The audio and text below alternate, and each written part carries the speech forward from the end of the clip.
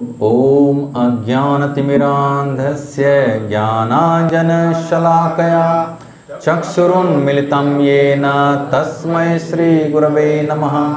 श्रीचैतन्यमनोभीष्टं स्थापितं येन भूतले स्वयं रूपः कदा मह्यं ददाति स्वपदान्तिकं।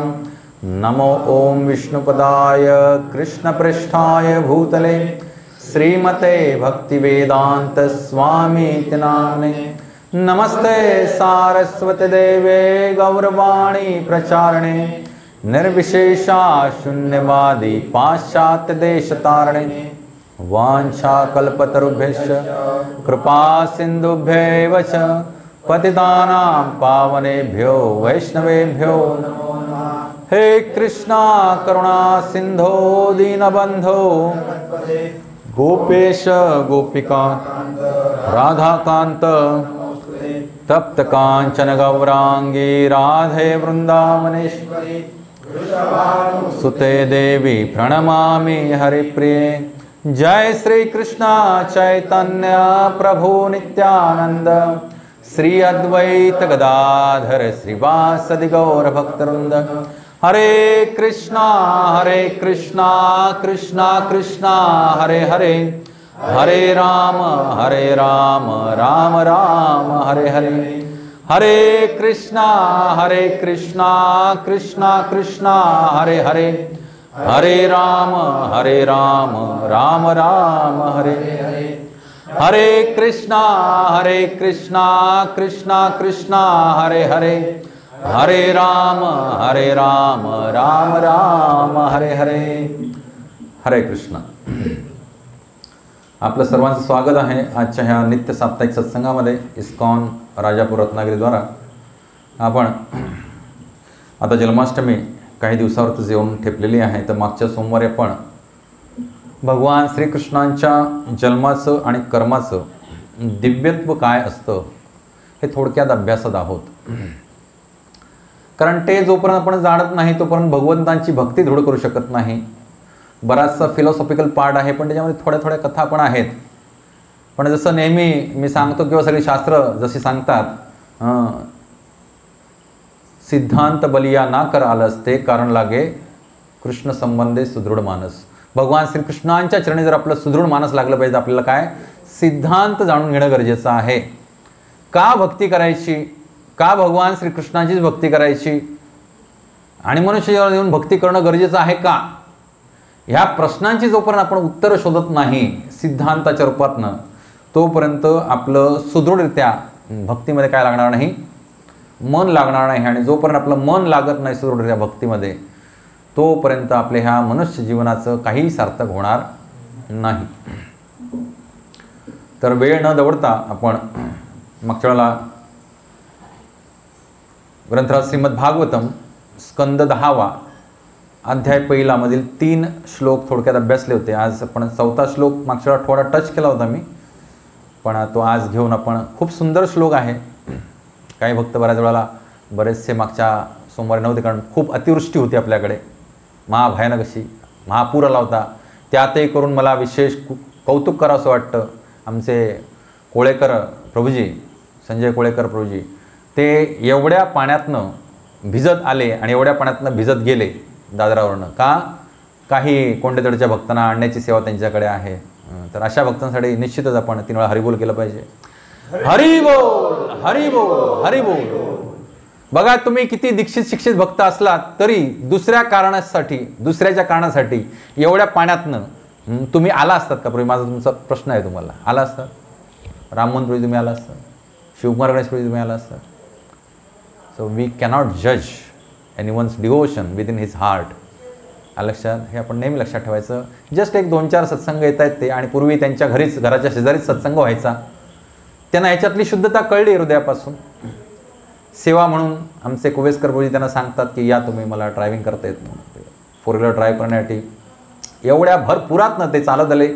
नदीच्या पलीकडे त्यांचं घर आहे, आणि चालत रात्री गेले 11 वाजता त्याच पाण्यातनं एकटे। हरे कृष्ण, या इथं सोफ्यावरती बसायचे, त्यांना वाट द्यायला। हरे कृष्णा कृष्णा कृष्णा हरे हरे, हरे राम राम राम हरे हरे. तर ग्रंथराज श्रीमद भागवतमधून आपण पाहूया जे काय आहे ते गुरु महाराजांचीच कृपा आहे, श्रील प्रभुपादांची कृपा. त्यांच्या कृपेच्या आधारे आज आपण, आणि नित्य तेच चालू असतं, गुरु महाराजांची कृपा, प्रभुपादांची कृपा, अनेक गुरूंची कृपा जी आहे त्यांच्या कृपेच्या आधारे आपण भगवत भक्तीचा अभ्यास करण्याचा प्रयत्न करतो इथे. ओम नमो भगवते वासुदेवाय.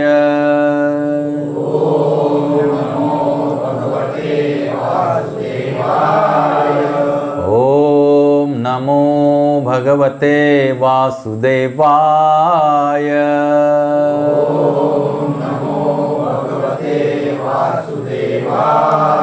ओम नमो भगवते वासुदेवाय.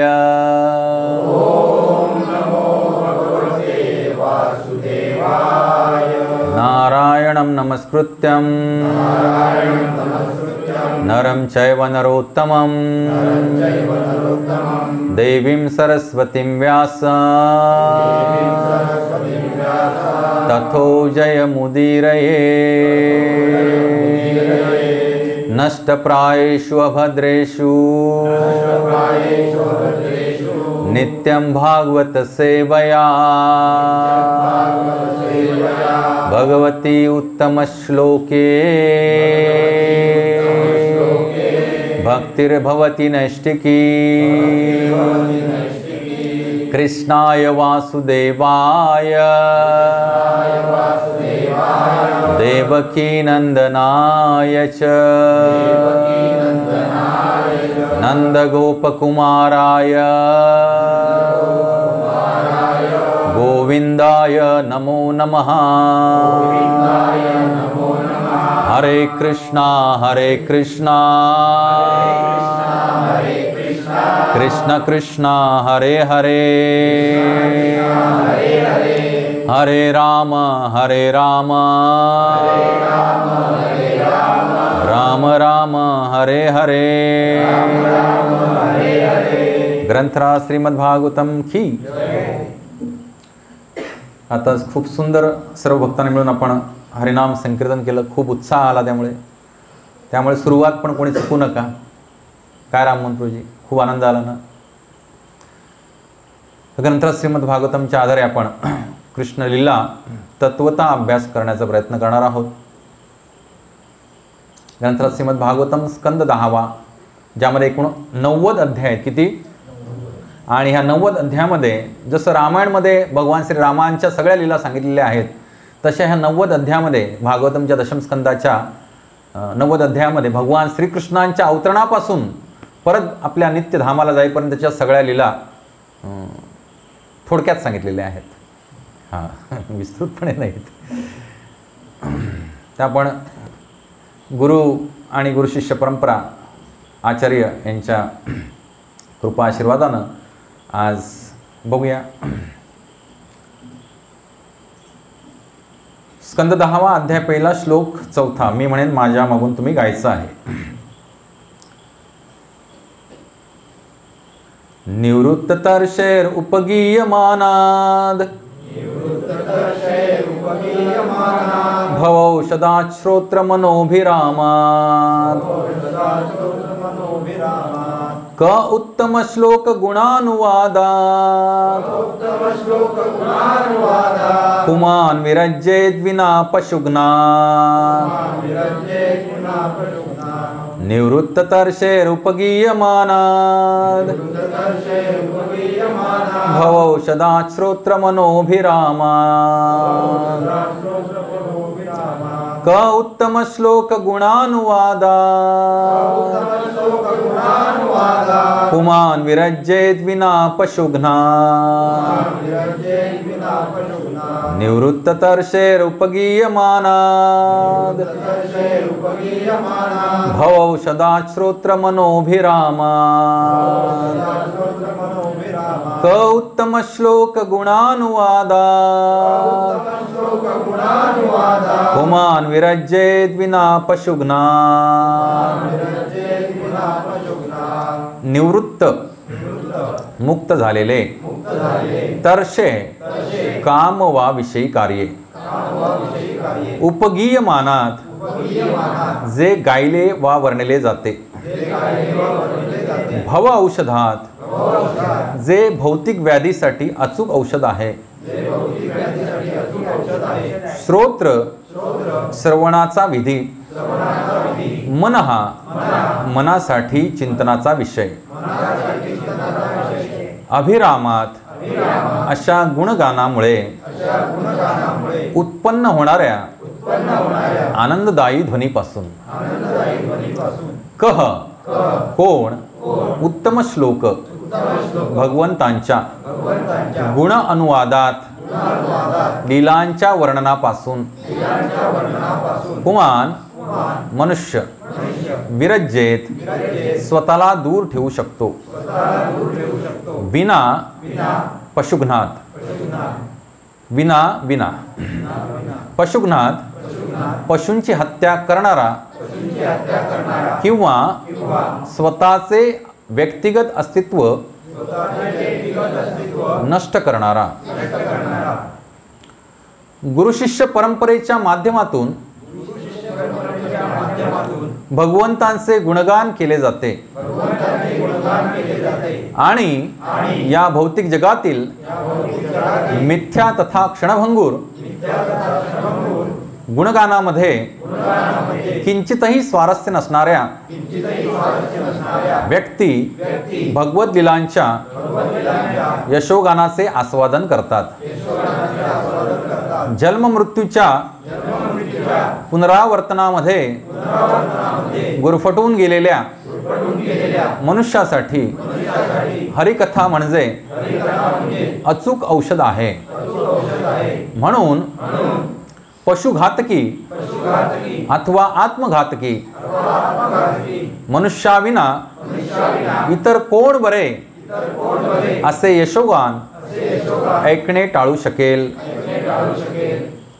तात्पर्य by his divine grace AC Bhaktivedanta Swami Shri Prabhupada की खूप मोठं तात्पर्य आहे पण मी एक पॅराग्राफ घेऊन आपण विवरण पाहूया आपण निरूपण भारतातील जनसामान्यामध्ये जन्म मृत्यूरूपी व्याधीतून मुक्त होण्यासाठी गीता भागवतातील कृष्ण कथा श्रवण करण्याची प्रथा आहे प्रभुपाद काय सांगतायत भारतातील जनसामान्यामध्ये जन्म मृत्यूरूपी व्याधीतून मुक्त होण्यासाठी काय आहे गीता भागवतातील कृष्ण कथा श्रवण करण्याची काय आहे प्रथा आहे भारत आता जरी आध्यात्मिक दृष्ट्या अधपतित झालेला असला तरी एखादा प्रवचनकार भगवद्गीता किंवा श्रीमद भागवताविषयी कथा करणार आहे असे लोकांना समजते तेव्हा हजारोंच्या संख्येने लोक ती कथा ऐकण्यासाठी अद्यापी एकत्र येतात हजारोंच्या संख्येने प्रभुपादांच्या वेळेची गोष्ट आहे प्रभुपादांनी 1965 नाही हे 10वा आहे ना हो एंड स्टेजला साधारण 76-77 मध्ये टीका केली असणार त्यावेळेला यायचे आता कशाला येणार ना येतात ना लोक ते मी सांगणार आहे आज तुम्हाला न बोलवता पण आलं पाहिजे खरं तर लक्षात ना हजारोंच्या नाही ॲटलिस्ट शेकडोंच्या संख्येने तरी आलं पाहिजे कल्याण होईल जीवाचं तथापि वर्तमान श्लोकामध्ये हे स्पष्ट करण्यात आले आहे की भौतिक कामनांपासून पूर्णपणे मुक्त झालेल्या निवृत्त तरशेर व्यक्तींनीच अशा कृष्ण कथेवर प्रवचने करावीत या भौतिक जगातील ब्रह्मदेवांपासून ते तुच्छ कीटकापर्यंतचे सर्व जीव इंद्रियतुष्टी करण्याच्या विषय वासनांनी भरलेले असतात आणि त्यांच्यापैकी प्रत्येक जण स्वतःची इंद्रियतृप्ती करून घेण्यात मग्न असतो पण अशा विषयी कार्यामध्ये पुरता व्यस्त असलेला जीव गीता भागवताच्या रूपातील कृष्ण कथेचे यथार्थ महत्त्व पूर्णपणे जाणू शकत नाही कशामध्ये विषय इंद्रियांना तुष्ट करण्याच्या विषय वासनांनी ज्याचं हृदय पूर्णपणे भरलेलं आहे असा व्यक्ती ह्या गीता भागवताच्या रूपातील कृष्ण कथेचे यथार्थ महत्त्व पूर्णपणे जाणू शकत नाही तर खूप मोठं तात्पर्य आहे आपण त्या तात्पर्याकडे न जाता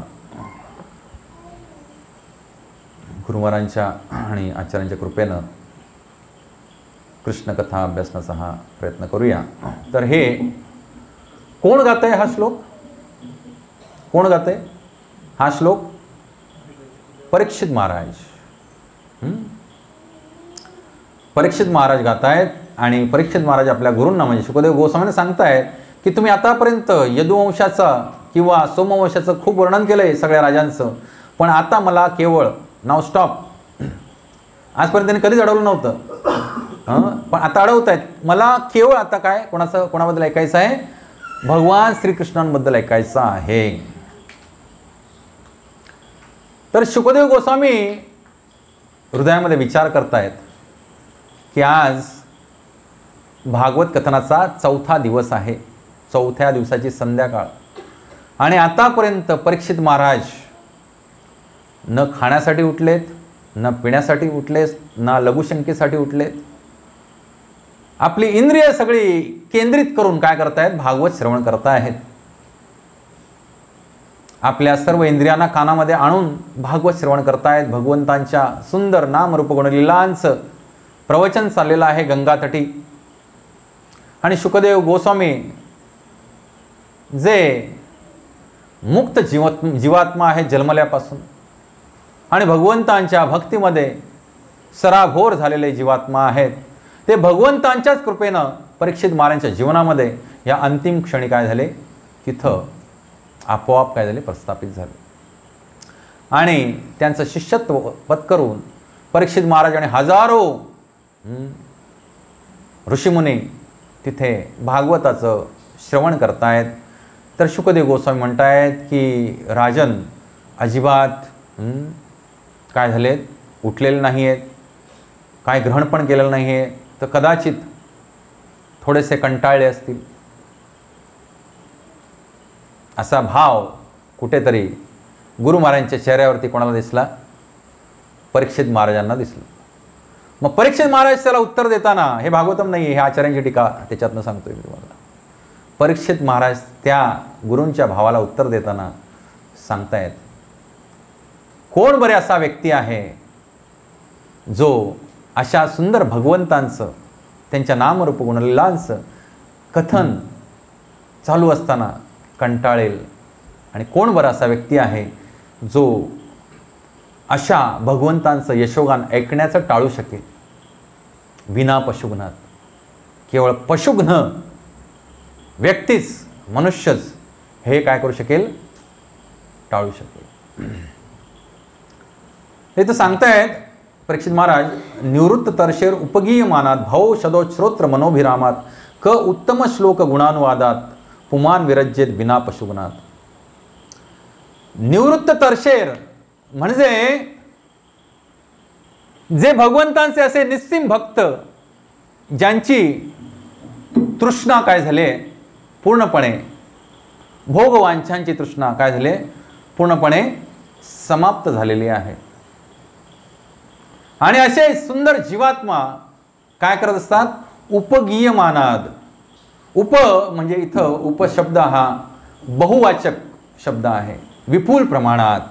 असे निवृत्त तरशेर जे व्यक्ती असतात, हे काय करतात? विपुल प्रमाणात कृष्ण कथेचं काय करतात? रसास्वादन, कथन आणि श्रवण करत असतात. आणि ह्याच भावार्थामध्ये भगवान श्रीकृष्ण सुद्धा आपल्याला भगवद्गीतेमध्ये एक सुंदर श्लोक सांगतात. 10व्या अध्यायामध्ये 9वा श्लोक आहे. मच्चित्ता मद्गत प्राणा बोधयंत परस्परम कथयंतश्च माम नित्यम तुष्यंती च रमंती च. काय सांगतात? भगवान श्रीकृष्ण स्वतः सांगतायत काय? मच्चित्ता मद्गत प्राणा बोधयंत परस्परम कथयंतश्च माम नित्य तुष्यंती च रमंती च. माझ्या शुद्ध भक्तांचे चित्त माझ्यामध्येच वास करीत असते, त्यांचे जीवन माझ्या सेवेमध्ये समर्पित असते, आणि एकमेकांमध्ये माझ्याबद्दल चर्चा करण्यापासून आणि बोधन करण्यापासून त्यांना अत्यंतिक संतोष आणि आनंद प्राप्त होतो. हे स्वतः भगवंत सांगताय. कारण ह्याच्यामध्ये एवढा दिव्य आनंद आहे की जो कुठेच नाही, आज आपण अभ्यासणार आहोत. म्हणूनच भगवंतांचे भक्त जे निस्सीम भक्त आहेत ते सदैव 24 तास भगवान श्रीकृष्णांच्या लीलानुगाणात काय असतात? रममाण झालेले असतात. तत्पूर्वी आपण हे जे कथा आपण सुरुवात केलेली आहे, याचं प्रिन्सिपल आहे भगवंतांना तत्वता जाणणं. तर तुम्ही प्रश्न कराल की भगवंतांचा जन्म आणि भगवंतांचा कर्म दिव्य कसा काय असू शकतो? प्रश्न आला पाहिजे ना हृदयामध्ये. भगवंत काय सांगतात मागच्या सत्रामध्ये आपण श्लोक अभ्यासला, जन्म कर्म च मे दिव्यम यो मे वेत्ति तत्वतः त्यक्त्वा देहम पुनर्जन्म नैति मामेति सोर्जुन. हा भगवद्गीतेतील श्लोक आपण इस्कॉनमध्ये आल्यानंतर प्रत्येक जन्माष्टमीला येन केन प्रकारे काय करत असतो, श्रवण करत असतो. प्रत्येक जण श्रोता वक्ता येऊन सांगतो आपल्याला, प्रवचनकार, की जन्म कर्मच मे दिव्यम, पण ते भगवंतांचं जन्म आणि कर्म दिव्य कसं आहे हे तत्वता जोपर्यंत आपण जाणून घेत नाही तोपर्यंत आपण भगवंतांना काय समजणार, सामान्य व्यक्तीच समजणार. बरोबर की नाही. तर भगवंतांना जाणून घेण्याचा मार्ग सोपा आहे. एक तर त्यांची वाणी जशी आहे तशी, जशी प्रभुपादांनी आपल्याला दिली, आणि भगवंतांनी सांगितलेले काय वेद पुराण शास्त्र यांचा अभ्यास करा. तर ह्या शास्त्रामध्ये भगवंतांचं वर्णन 2 प्रकारे करण्यात आलेलं आहे. एका ठिकाणी सांगितलंय की भगवंत निराकार आहेत, निर्गुण आहेत, त्यांना कोणतेही काय नाहीत, अवयव नाहीत.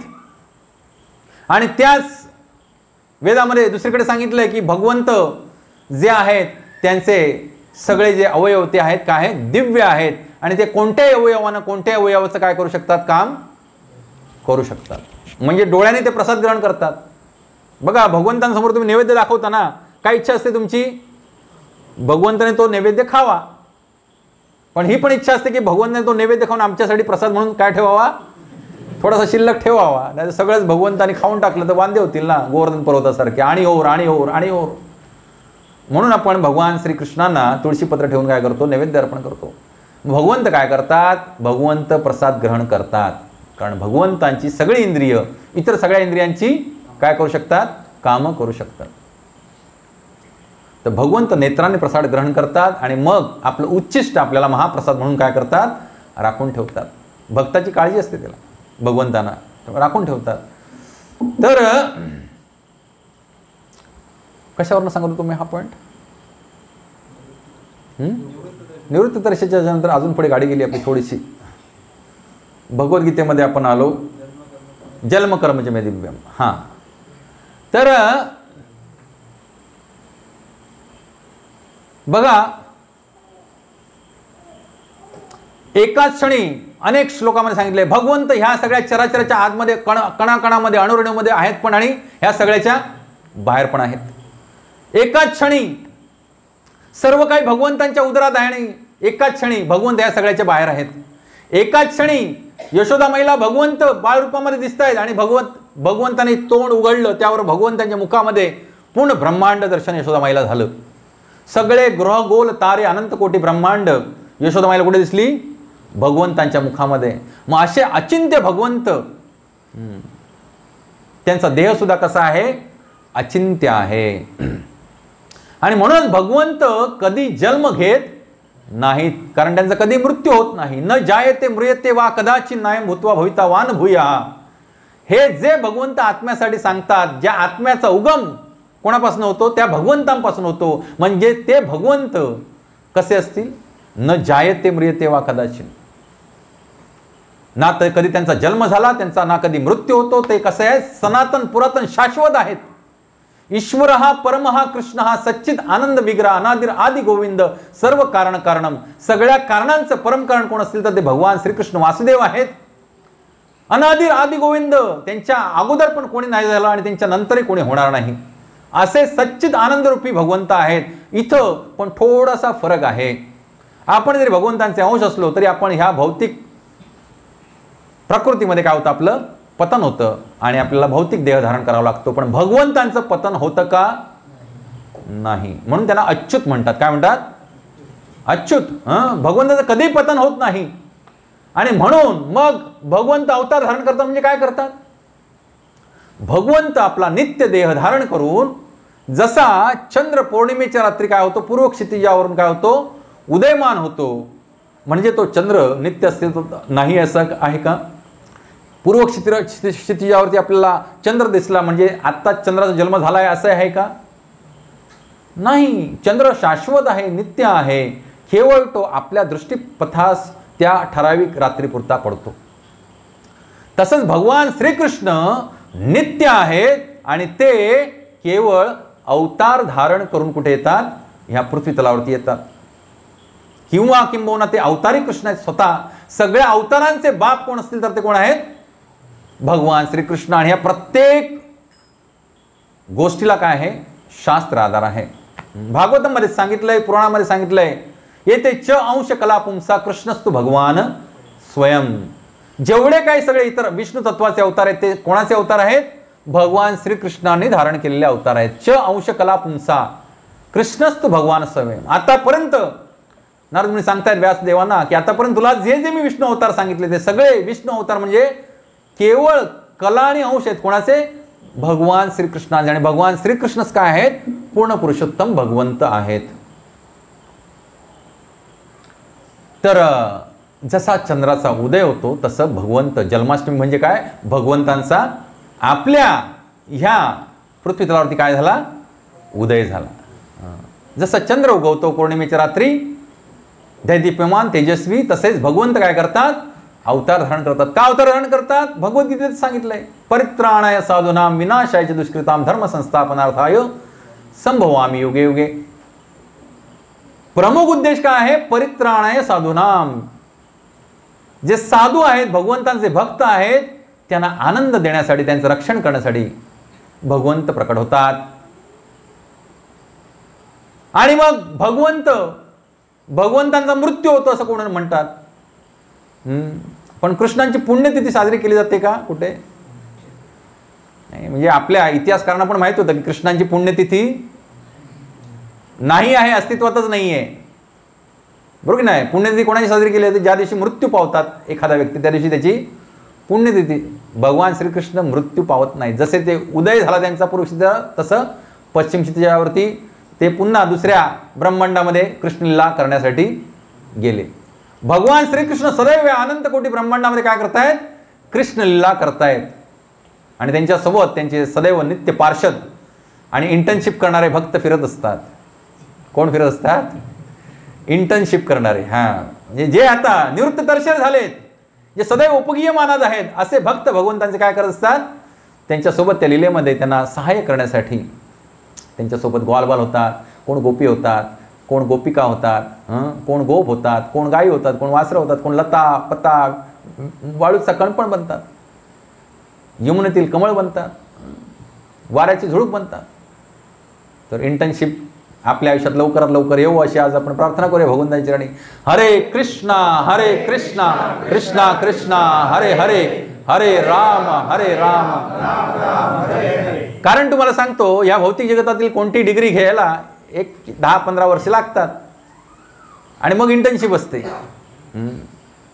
पण भगवत भक्तीमध्ये आपली इंटर्नशिप कधी येईल आपल्याला माहीत नाही. आपण प्रार्थना करत राहिलो आपली इंटर्नशिप आली पाहिजे भगवत भक्तीमध्ये. तसे प्रयत्न आपले असले पाहिजेत. जे डिग्री पास होतात फ्लाइंग कलर्समध्ये त्यांनाच इंटर्नशिप दिली जाते. इंटर्नशिप म्हणजे काय? त्याला आंतरवासिता. आंतरवासिता इंटर्नशिप म्हणजे ॲज इट इज फील्डवरती जाऊन काय करायचं? ते काम करायचं देखरेखीखाली, वरिष्ठ जे असतील त्या क्षेत्रातील त्यांच्या हाताखाली. त्याला काय म्हणतात? आंतरवासिता प्रशिक्षण. तर हे प्रशिक्षण लवकरच आपल्या जीवनामध्ये येऊ. काय निलेश प्रभूजी? हरे कृष्ण. तर आपण पाहतोय की ते जर मी सांगत बसलो तर रात्र कमी पडेल. तर एवढंच जाणून घ्या की भगवंत जे आहे ते आपल्यासारखे देहधारी नाही आहेत. त्यांचा देह कसा आहे? सच्चित आनंदरूपी आहे. देहच त्यांचा मुळात काय आहे? चिन्मय आहे, नित्य आहे, आध्यात्मिक आहे. त्यामुळे त्यांना जन्म आणि मृत्यू घ्यावा लागत नाही. आणि आपला जसा जन्म मृत्यू होऊन आपला दुसरा देह मायेद्वारे दिला जातो तसा भगवंतांना दुसरा देह मायेद्वारे दिला जात नाही. किंबहुना ते भक्ताच्या हृदयातील भावानुसार काय करतात? वेगवेगळे काय करतात? अवतार धारण करतात. पण ते सगळे अवतार नित्य आहेत, कारण ह्या सगळ्या लीला काय आहेत? नित्य आहेत. भागवत नित्य आहे तर लीला पण काय आहेत? नित्य आहेत. भागवत 5000 वर्षापूर्वी लिखित स्वरूपात लिहिलं गेलं, पण अनादी काळापासून भागवत चालत आलेलं आहे. भागवतामध्ये ज्या ज्या भगवंतांच्या लीला अवतारांचं गुणगान केलंय ते सगळे अवतार काय आहेत? नित्यच आहेत. तर भगवंतांच्या जन्माचं दिव्यत्व आपण अशा प्रकारे जाणून घेतलं पाहिजे. आता तुम्ही म्हणाल भगवंतांचं कर्म ते कसं दिव्य? तर आपण कर्म करतो, कर्म एखादं करतो, ते कर्म का बरं करतो? काहीतरी अपूर्णता आहे म्हणून कर्म करतो ना, बरोबर की नाही? आपल्यामध्ये काहीतरी न्यूनता आहे, अपूर्णता आहे म्हणून आपण काय करत असतो? कर्म करतो. अपूर्णस्य निजपुरुषार्थे इति कर्म. भौतिक कर्माची व्याख्या शास्त्रामध्ये अशी करण्यात आलेली. काय? अपूर्णस्य निजपुरुषार्थे इति कर्म. कर्म म्हणजे अशी गोष्ट जी काहीतरी अपूर्णत्व आपल्यात आहे ते पूर्ण करण्यासाठी आपण काहीतरी कर्म करत असतो. सिंपल गोष्ट. एखादं कोणतंही कर्म घ्या. सकाळी उठल्या ब्रश करणे. का? अपूर्णता आहे, दुर्गंधी, समोर कोण उभा राहणार नाहीये. हरी बोल प्रभूजी, चला. आपण काय करतो? ब्रश करतो. काहीतरी अपूर्णता आहे. प्रत्येक कर्म हे असंच असतं. आणि प्रत्येक कर्म आपण कशासाठी करतो? आनंद प्राप्त करण्यासाठी करत असतो. कोणत्या कारणासाठी करत असतो प्रत्येक कर्म? कोण असा व्यक्ती आहे की जो कर्म करतोय पण त्याला इन रिटर्न मध्ये आनंद नकोय असा असेल तर हात वर करा. हरे कृष्ण. हरे कृष्णा हरे कृष्णा कृष्णा कृष्णा हरे हरे हरे राम राम राम हरे हरे. प्रत्येक कर्माचं मूळ जे आहे ते काय आहे? आनंद प्राप्त करणे हेच आहे. मग आपल्याला कोणता आनंद प्राप्त करायचा आहे हे माहीत नसल्यामुळे आपण अनेक भौतिक कर्मामध्ये काय असतो? रद असतो. त्याविरुद्ध इथं हे सगळे भगवंतांचे जे निस्सिम भक्त असतात ते कसे असतात? निवृत्त तरशेर. मग मला सांगा, एक अशी सिच्युएशन धरून चला की ज्या सिच्युएशनमध्ये तुम्ही ज्या गोष्टीसाठी कर्म करत होता त्या गोष्टीमध्ये तुम्ही टॉप क्लासमध्ये काय झाले? पास झाले. तर तुम्ही काय कराल? काय कराल राम मनोहर प्रभूजी? तुम्ही एखादी गोष्ट आनंद प्राप्तीसाठी करताय, कर्तव्य म्हणून, कर्म म्हणून, आणि ती गोष्ट तुम्ही आता अचीव केली, मग तुम्ही काय कराल? What will be your reaction? First reaction काय रिॲक्शन असेल?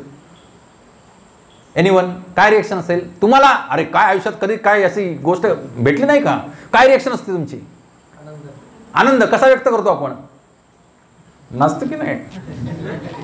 हा, नसतो की नाही?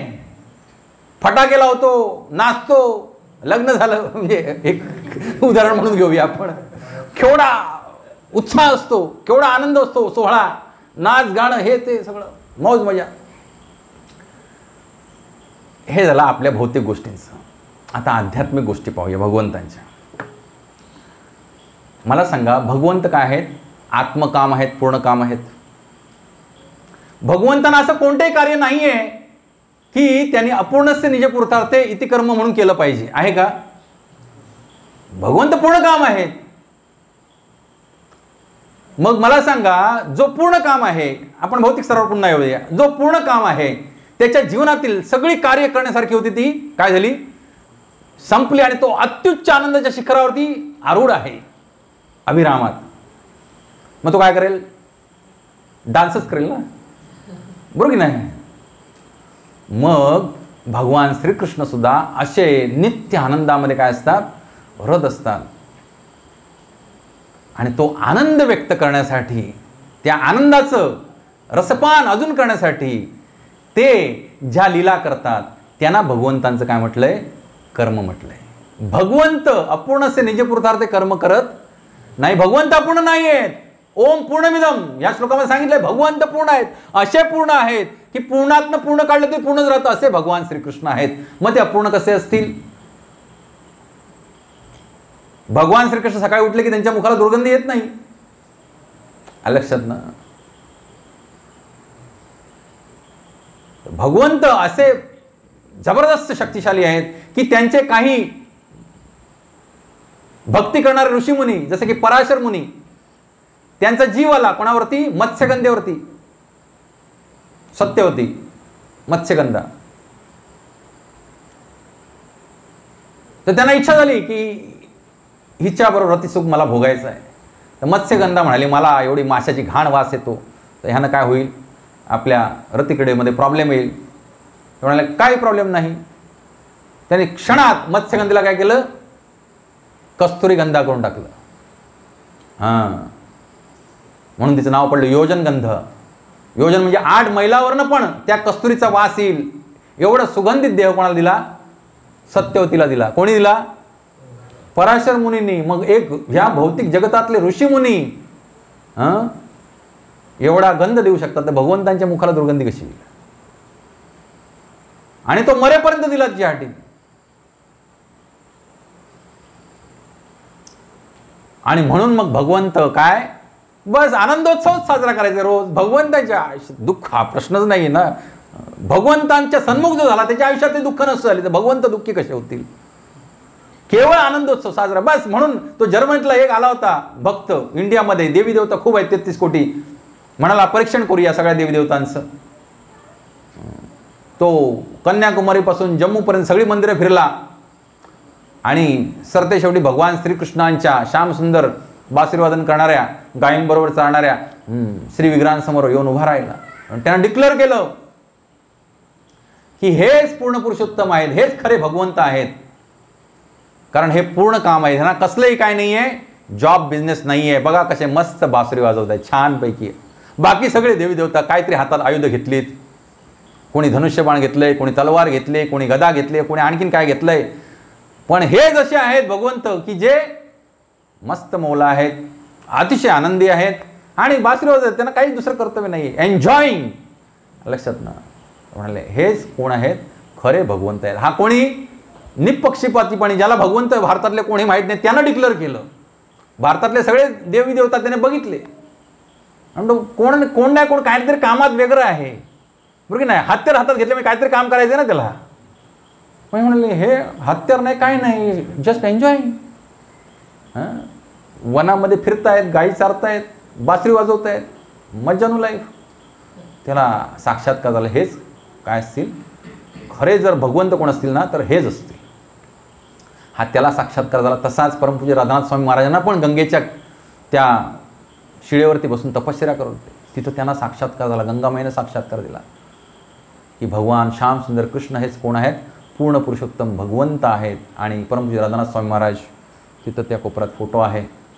हे ख्रिश्चन आहेत धर्मानं जन्मानं आणि ते सत्याच्या शोधासाठी अमेरिकेतून खिशात एकही पैसा नसताना हिच हाईक करत भारतापर्यंत चालत आले. त्यांची यशोगाथा, त्यांच्या जीवनाची कहाणी तुम्ही निश्चित वाचा. तृषार्थ पथिक म्हणून ग्रंथ आहे छोटासा, वाचा. म्हणजे काय तळमळ असली पाहिजे सत्याच्या शोधासाठी ते तुम्हाला कळेल. आणि त्यांना स्वतः भगवंताने गंगा मातेनं प्रकट केलं की कोण वासुदेव श्रीकृष्ण, भगवान श्रीकृष्ण हेच कोण आहेत, पूर्ण पुरुषोत्तम भगवंत आहेत. त्यामुळेच भगवंतांचं कर्म जे आहे ते भौतिक कर्म नसून काय असतं, दिव्य कर्म असतं. भगवंत केवळ खूप आनंदी आहेत म्हणून त्यांना काहीतरी करायचं म्हणून बघा त्यांच्या कुठे लीलामध्ये कुठं काय दिसतंय दुःख लवलेश मात्र.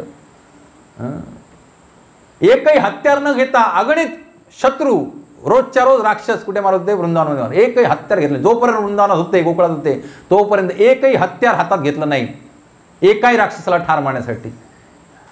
आणि इतर सगळ्या अवतारांना काय नाही काय हत्यार घ्यावी लागली राक्षसांना ठार मारण्यासाठी. आणि इथं तर 3 टाइम TDS डोस होता राक्षसांना मारण्याचा. सकाळी वनात गेले गेले की राक्षसाला मारायचं, मग सकाळी न्यारी खोलायची बसायचं सगळ्या मित्रांसोबत, दुपारी एका राक्षसाला मारायचं, मग दुपारचा जो काय हसेल आहार तो करायचा, संध्याकाळी निघताना एका राक्षसाला TDS डोस राक्षसांना मारण्याचा. आणि एकही आयुध हातात घेतलेलं नाही. मग अशा भगवंतांना भगवंत न मानणारा कोण असेल, विना पशुघ्नात मूर्खच असेल तो. पशुघ्नाची आपण फोड करणार आहोत. तत्पूर्वी भगवंतांचा जन्म आणि भगवंतांची कर्म आपण तत्वता जाणली पाहिजेत.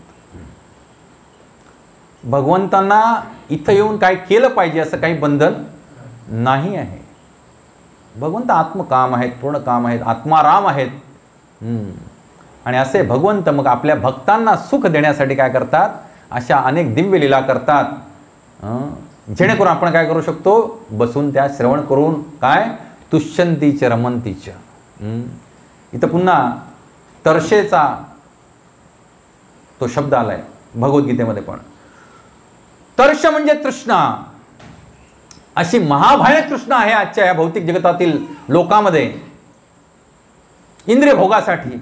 मगाशी मी सांगत होतो हजारोंची गर्दी नाही लाखोंची गर्दी होईल.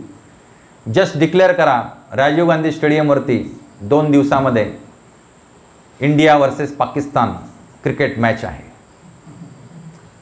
मी तुम्हाला सांगतो घरातील एकही माणूस घरात राहणार नाही दिवसभर. राहील इंडिया विरुद्ध पाकिस्तान. कुठे मॅच लावली, राजीव गांधी स्टेडियमवरती. राजापूर आणि इतर सगळीकडचा महापूर कुठे येईल? राजापुरात येईल. बोटी घेऊन लोक मॅच बघतील. हा, जागा मिळत नाही म्हणून. अशा प्रकारची तृष्णा. त्या गर्दीत जाऊन उभं राहतील काय, तिकीटं काढतील काय, चेंगराचेंगरी होईल काय, कशासाठी? ह्या डोळ्याने काहीतरी पाहायचं आहे, ह्या कानांनी काहीतरी ऐकायचं आहे. तृष्णा, इंद्रियांची तृष्णा. आणि ते सगळं करूनही काय आहे? पदरात दुःख आहे. पदरात काय आहे? दुःख आहे.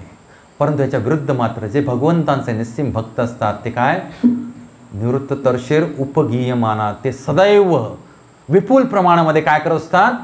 कृष्ण कथा, कृष्ण नाम, हरिनाम संकीर्तन याच्यामध्येच दिवस रात्र गळून गेलेले असतात. त्यांना ते किती केलं तरी कमीच वाटतं. ह्या श्लोकाच्या भावार्थामध्ये प्रभुपाद थोड्या काळात ते सांगतात. या श्लोकामध्ये शुद्ध भक्तांची लक्षणे सांगण्यात आली आहे. असे शुद्ध भक्त पूर्णपणे दिव्य प्रेममयी भगवत सेवेमध्ये रममाण झालेले असतात आणि त्यांचे मन श्रीकृष्णांच्या चरणकमलावरून कधीच ढळू शकत नाही. असे निवृत्त तर्शेर भक्त, ज्यांचं मन भगवान श्रीकृष्णांच्या चरणकमलावरून कधीच ढळत नाही, ते केवळ दिव्य विषयांची चर्चा करतात. या श्लोकामध्ये शुद्ध भक्तांची लक्षणे विशेष रूपाने वर्णलेली आहेत. भगवत भक्त हे भगवंतांच्या गुण लीलांचे अहर्निश स्तवन करण्यात मग्न रममाण झालेले असतात. अहर्निश, अहोरात्र. निश म्हणजे रात्र, अहर्न म्हणजे दिवसा. दिवस रात्र 24 तास केवळ आणि केवळ वासुदेवांच्या कृष्ण कथा श्रवण करण्यामध्ये ते रममाण झालेले असतात. का असतात? ह्याच्या पुढचे 1-2 श्लोक आपण अभ्यासले की आपल्याला कळेल. का असतात?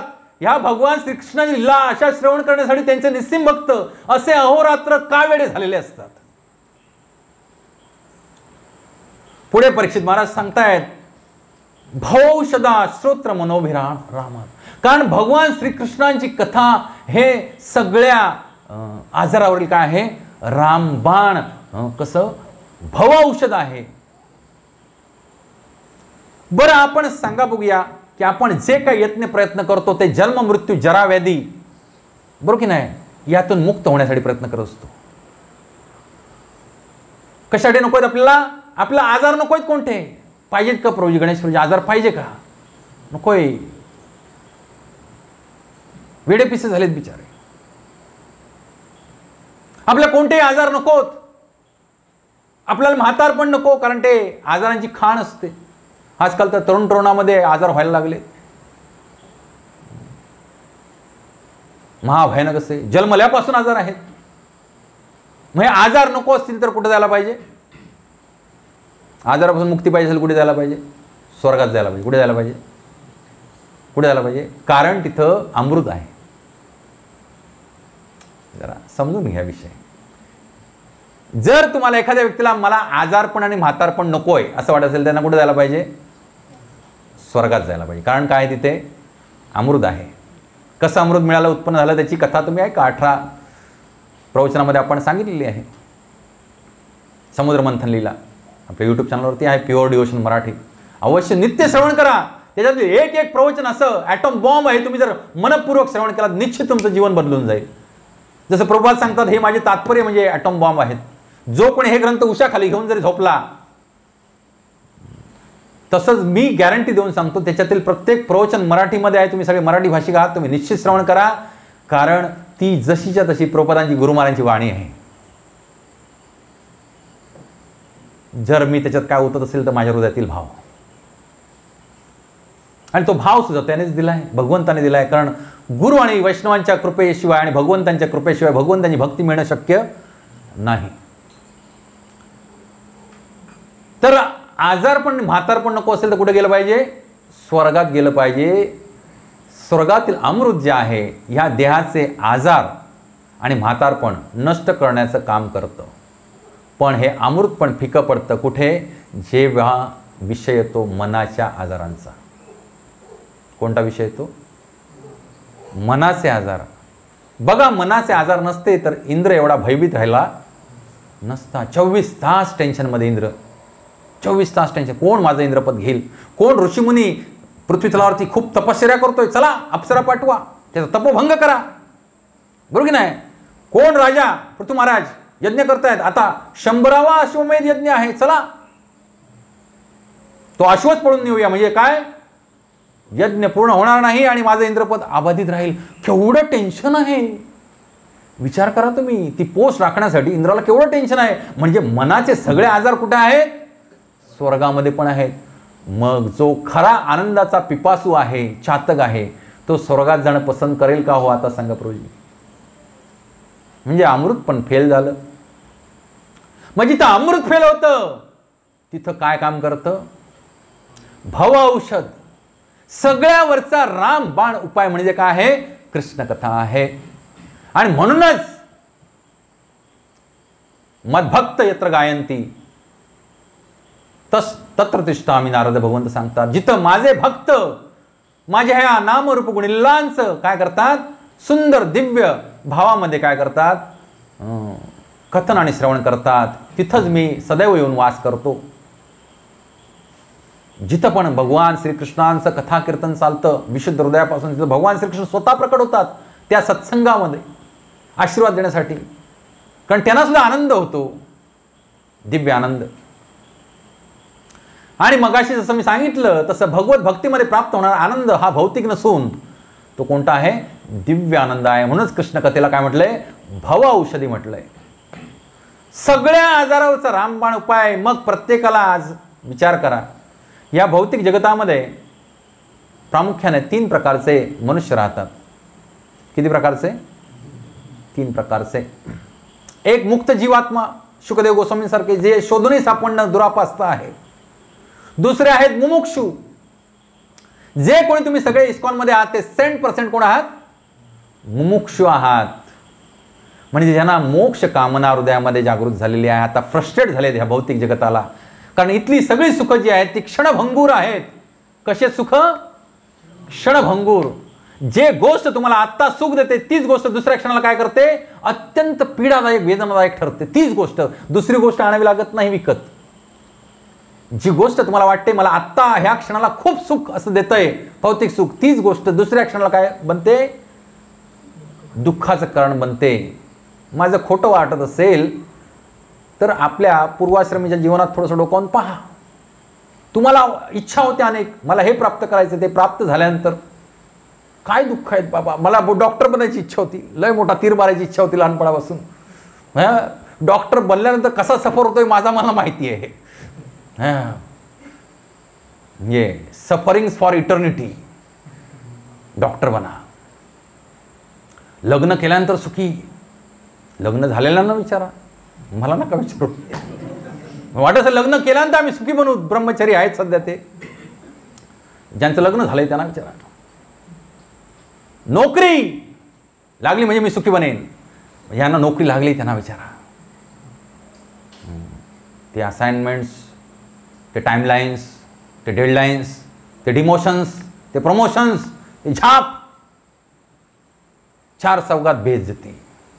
You rascal, you donkey, you don't know anything, nonsense, get out.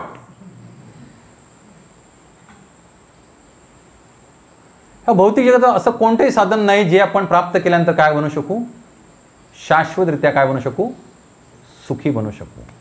पण भगवंतांच्या कृपेनं हे असं एक जबरदस्त भवऔषधी तो उपलब्ध आहे. भक्तांचा संघ आणि भक्तांच्या संघामध्ये भगवान श्रीकृष्णांचं कथा कीर्तन. हरे कृष्णा कृष्णा कृष्णा हरे हरे, हरे राम राम राम हरे हरे. दुसरा गट सांगितला मुमुक्षु. जे कोणी आपण भक्ती करायच्या मार्गाला लागलो हे सगळे कोण आहेत, मुमुक्षु जीवात्मा आहे. त्यांना कळून चुकलंय भौतिक जगताचं नश्वरत्व.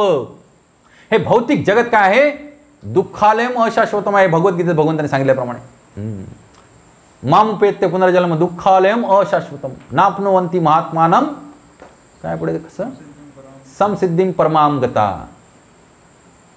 हे भौतिक जगत केवळ आणि केवळ दुःखाने भरलेलं आहे. 7 प्रकारची दुःख आहेत प्रमुख. जन्म मृत्यू जरा व्याधी ही 4 दुःख, आणि आध्यात्मिक क्लेश, आदिभौतिक क्लेश आणि आदिदैविक क्लेश. याचे डिटेल्स तुम्हाला अभ्यासायचे असतील तर आपल्या यूट्यूब चॅनलवरती आत्मसाक्षात्काराचे विज्ञान हे 4 प्रवचन अभ्यास. प्रत्येक गोष्ट प्रत्येक प्रवचनात सांगणं शक्य नाही. तर तिसरा गट आहे तो बहुतांश लोकांचा विषय सुखाच्या मागे लागलेले. कोण? जे विषय सुखाच्या मागे लागले, जे इंद्रियांना सुख प्रदान करण्याची ज्यांच्यामध्ये प्रबळ कामना आहे, कामेच्छा आहे अनेक. चांगलं कसं खाता येईल, चांगलं कसं पिता येईल, चांगलं कसं बघता येईल, चांगलं कसं ऐकता येईल, चांगलं कसं स्पर्श सुख अनुभवू, बरोबर की नाही? तर कृष्ण कथा असं भव औषध आहे. ह्या तिघांसाठी पण कसं आहे? श्रोत्र मनोभिरामात. इतर सगळ्या गोष्टी अशा नाही आहेत. काही गोष्टी अशा आहेत की जे मुक्त जीव आहेत त्यांना आवडतात. काही गोष्टी अशा आहेत ज्या विषयी सुख भोगणाऱ्या जीवांना आवडतात. काही गोष्टी अशा आहेत ज्या मुमुक्ष लोकांना आवडतात. भिन्न भिन्न आवडीनिवडी आहेत. ज्या विषय सुखी लोकांना ज्या गोष्टी आवडतात त्या मुक्त जीवाला आवडतीलच असं नाही. पण कृष्ण कथा अशी एकमेव गोष्ट आहे की जी ह्या तिन्ही कॅटेगरीच्या लोकांना काय देते? श्रोत्र मनो अभिरामात. अभिराम, राम म्हणजे सोर्स ऑफ ऑल हॅपीनेस. भगवान श्रीरामांचा नावाचा अर्थ आहे काय? सगळ्या आनंदाचा स्त्रोत्र म्हणजे कोण? प्रभू श्रीराम. अभिराम म्हणजे त्याच्यापेक्षा मोठा आनंद कशामध्ये आहे? केवळ भगवान श्रीकृष्णांच्या कथांवर्णनामध्ये आहे आणि कथा श्रवणामध्ये आहे. एवढा आनंद आहे, एवढा आनंद आहे. आणि म्हणूनच हे निरुत्तरशेर उपगीयमानात सदैव 24 तास ते काय करतायत? केवळ आणि केवळ कृष्ण कथा कथन करतायत, श्रवण करतायत, कथन करतायत, श्रवण करतायत. तुष्यंतीचं रमंतीचं. आणि हे असं रसायन आहे की दोघांनाही काय देतं? समान फळ देतं. त्याच्यासाठी तुम्हाला इथं येऊन बसलं पाहिजे व्यासासनावरती, शास्त्र पुराण वाचली पाहिजे, अभ्यास केला पाहिजे, श्रवण केलं पाहिजे गुरु शिष्य परंपरेमध्ये, आणि मग समोर मग तुम्हाला दिव्य आनंद काय वेगळा प्राप्त होईल असं नाही आहे. हे असं रसायन आहे की जो ऐकणारा आहे आणि जो बोलणारा आहे दोघांनाही काय देतंय? समान फळ प्रदान करतं. फक्त हृदय ओपन पाहिजे, आपलं हार्ट ओपन पाहिजे आणि भगवंतांच्या ह्या दिव्य कथालीला आपण काय केलं पाहिजे? सुंदररित्या श्रवण केल्या पाहिजे एकाग्र चित्तानं. अभिरामात अशा गुणगानामुळे उत्पन्न होणाऱ्या आनंददायी ध्वनीपासून, एवढा दिव्य ध्वनी आहे भगवंतांच्या कथा कानावर पडणं म्हणजेच दिव्य ध्वनी आहे. दुसरं काही करायची गरज नाही. गुरु महाराज सांगतात भागवताचा रसास्वादन केवळ श्रवणानं करता येतं. दुसरं कोणतंही गोष्ट करायची गरज नाही. भागवतामधील भगवत भक्तीमधील नवविधा भक्तीतील हा एकमेव भाग असा आहे ज्याच्यामध्ये दुसरं काही करण्याची गरज नाही. तुमची भक्ती अशी सुसाट पळेल रॉकेट सारखी. काय? बसा आणि श्रवण करा, बस, जस्ट श्रवण. म्हणूनच नवविधा भक्तीमध्ये श्रवणाला पहिलं स्थान दिलेलं आहे. स्तोत्र अभिरामात. तर कसं बघा, विषय सुखी लोकांना भगवान श्रीकृष्णांची कथा आवडते. भौतिक जनांना, मागच्या वेळी मी थोडक्यात सांगितलं होतं, भौतिक जनांना इंटरेस्ट कशामध्ये असतो? परस्त्री परपुरुष एकत्र येऊन जर काहीतरी वेगळ्या लीला क्रीडा करत असतील तर त्याचं वाचन करण्यामध्ये त्यांना खूप काय असतो? इंटरेस्ट असतो. जसं की आजकालचं जे कथाकार असतात, लेखक, ते अनेक कादंबऱ्या, अनेक नॉवेल्स, अनेक उपन्यास पेजेसच्या पेजेस खडून काढतायत आणि ते चवीनं लोक वाचतायत. ज्यांना काय इच्छा आहे की कामसुख अनुभवायचं आहे. कसं? वाचून अनुभवूया, बरोबर की नाही? आणि हे सगळं जे कथा कादंबऱ्या असतात, महाराष्ट्रामध्ये पण एक प्रसिद्ध कादंबरीकार आहेत बाबा कदम. सगळ्यात जास्त कादंबऱ्या त्यांच्या वाचल्या जातात महाराष्ट्रात युवकामध्ये. पण त्याच्यातली सगळी पात्र काय असतात? काल्पनिक असतात. मग भगवान श्रीकृष्णाने म्हटलं आता ह्या विषय लोकांना कसं अट्रॅक्ट करायचं? चला रासलीला करूया, गोपींबरोबर खेळ खेळूया. स्वतःच्याच पत्न्या, धर्मपत्न्या, स्वकीय रसातल्या इकडे घेऊन आल्या आणि इकडं या भौतिक जगतातील विषयी लोकांना कोणता विषय आवडतो? परकीय रस. येणं केनं प्रकारे काय करतील? चवीनं श्रवण करतील. म्हणून भगवंताने परकीय रसामध्ये काय केलं? स्वतःच्याच पत्न्यांबरोबर काय केलं? रासलीला केली. बघा, प्रत्येक कर्म दिव्य आहे आणि त्याची कारणं अगाध आहेत, ते आपल्याला कळणं शक्य नाही. भगवंतच, म्हणूनच भगवंत काय आहेत? अचिंत्य आहेत. अचिंत्य भगवंताबद्दल आपण ह्या छोट्याशा मेंदूनं आपण चिंतन नाही करू शकत. अशा भगवंतांना केवळ भक्तीनंच जाणता येतं. भक्त्या माम अभिजानाती, तर्कानं नाही जाणता येणार भगवंतांना. तुम्ही बुद्धीनं तर्क करून भगवंतांना जाणू शकत नाही. केवळ हृदयापासून भक्ती करून आपण भगवंतांना काय करू शकतो, जाणू शकतो. मग अजून काय लोकांना आवडतं, भौतिक लोकांना राजकारण. मग आजपर्यंतच्या जागतिक इतिहासातील सगळ्यात मोठं राजकारण कुठे घडलं, महाभारतामध्ये. भक्त असू दे अभक्त असू दे, पण प्रत्येक जण आजही महाभारत त्याच चवीनं काय करतो, वाचतो. माझ्या वयाचे जे कोणी आहेत त्यांनी सगळ्यांनी महाभारत टीव्हीवरती बघितलेलं आहे. बघितले की नाही रामायण महाभारत.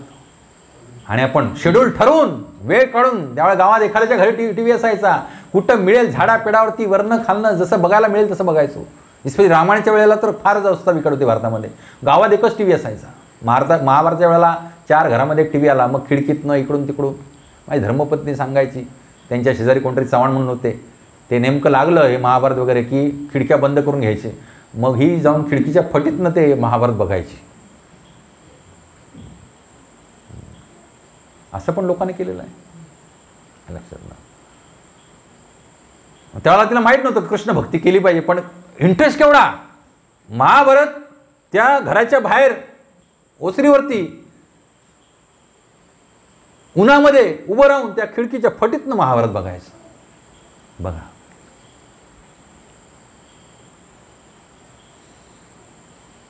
म्हणजे किती अट्रॅक्ट करण्याची पॉवर आहे. विचार करा भगवान श्रीकृष्णांच्या लीलामध्ये. आकर्षयती ती कृष्ण, जे सगळ्यांना आकर्षण घेतात ते कृष्ण. भगवान श्रीकृष्णांच्या नावाचा अर्थबोध आहे काय, सगळ्यांना आकर्षण घेण्याची ताकद ज्यांच्याकडे आहे ते भगवान श्रीकृष्ण. आणि सगळ्या आनंदाचे सोर्स आहेत ते भगवान श्रीराम.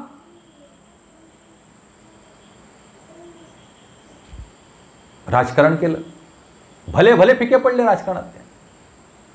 आणि आज तशा प्रकारे राजकारण कोणी करू पण शकणार नाही. मग अजून काय आवडतं, म्हणजे फर्स्ट पेज झालं, सेकंड पेज झालं, थर्ड पेज प्राईम असतं ते पण झालं.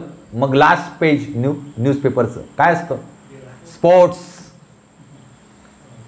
असे स्पोर्ट्स केले भगवंताने. असे स्पोर्ट्स केले, खेळ खेळले. त्यांच्या त्या खेळाच्या लीला पहिल्या 45 अध्यायात दिलेल्या आहेत. अशा प्रकारचे स्पोर्ट्स खेळे भगवंत की त्यांचे ते स्पोर्ट्स आजही आपण ज्याला श्रवण करतो त्यावेळेला आपल्याला वाटतं की उठून जावं यमुना तटी, भगवंतांवर विटू दांडू खेळावा, भगवंतांवरती काय तो लपंडाव खेळावा, भगवंतांच्या पाठीवर बसावं, भगवंतांना पाठीवर घ्यावं, भगवंतांना कुस्तीमध्ये लोळवावं. बरोबर की नाही, वेगवेगळे रंग फासून घ्यावे, जमिनीतल्या खड्याचे यमुनेच्या पाण्यामध्ये सुंदर भगवंतांसमोर जलक्रीडा करावी. असे अनेक दिव्य खेळ भगवंताने खेळले. तर असं आहे, प्रत्येकाला काय श्रोत्र अभिरामात, केवळ श्रवण करण्यामुळं अभिराम म्हणजे दिव्य आनंद प्रदान करण्याची ताकद कोणामध्ये आहे, ह्या भव औषधामध्ये आहे. भगवान श्रीकृष्णांच्या कथानुवर्णनामध्ये आहे, कथा श्रवणामध्ये आहे. आणि म्हणूनच ह्याला काय म्हटलंय, भव औषधी. म्हणजे ह्या भव महासागरातून मुक्तता देण्याचं कार्य जर कोण करणार असेल, एकमेव औषध ते काय आहे, कृष्ण कथा. क उत्तम श्लोक गुणानुवादात पुमान विरज्यत विना पशुगुणात. आता अशा सुंदर भगवंतांचं कथा कोणाला बरं रुचणार नाहीत, कोण टाळेल अशा भगवान श्रीकृष्णांच्या सुंदर दिव्य लीला ऐकण्याचं कोण टाळेल, पशुघ्न व्यक्ती. कोण, पशुघ्न व्यक्ती. पशुघ्न हे 3 प्रकारचे असतात. किती प्रकारचे असतात, 3 प्रकारचे. पहिला असतो तो आपल्याला सगळ्यांना माहिती आहे, तो म्हणजे खाटीक, जो पशूंची काय करतो, मांस मटण विकण्यासाठी काय करतो, हत्या करतो. दुसरा पशुघ्न आहे तो म्हणजे याज्ञिक कर्म करणारे ब्राह्मण आणि ते करून घेणारे राजे, जे उच्चतर ग्रह आणि त्यातील सुख उपभोगण्यासाठी काय करतात, पशुबळी देतात. विषय कुठे येऊन थांबतो, इंद्रिय भोग. डोक्यात काय त्यांच्या, हे कर्मकांड करण्यामध्ये डोक्यात काय आहे, इंद्रिय भोग कसे मला जास्तीत जास्त घेता येतील ह्याच्यासाठी मला कुठे जायचं आहे? स्वर्गात जायचं आहे. त्यासाठी काय करा? द्या पशूंची बळी. हा पशुगुण आहे.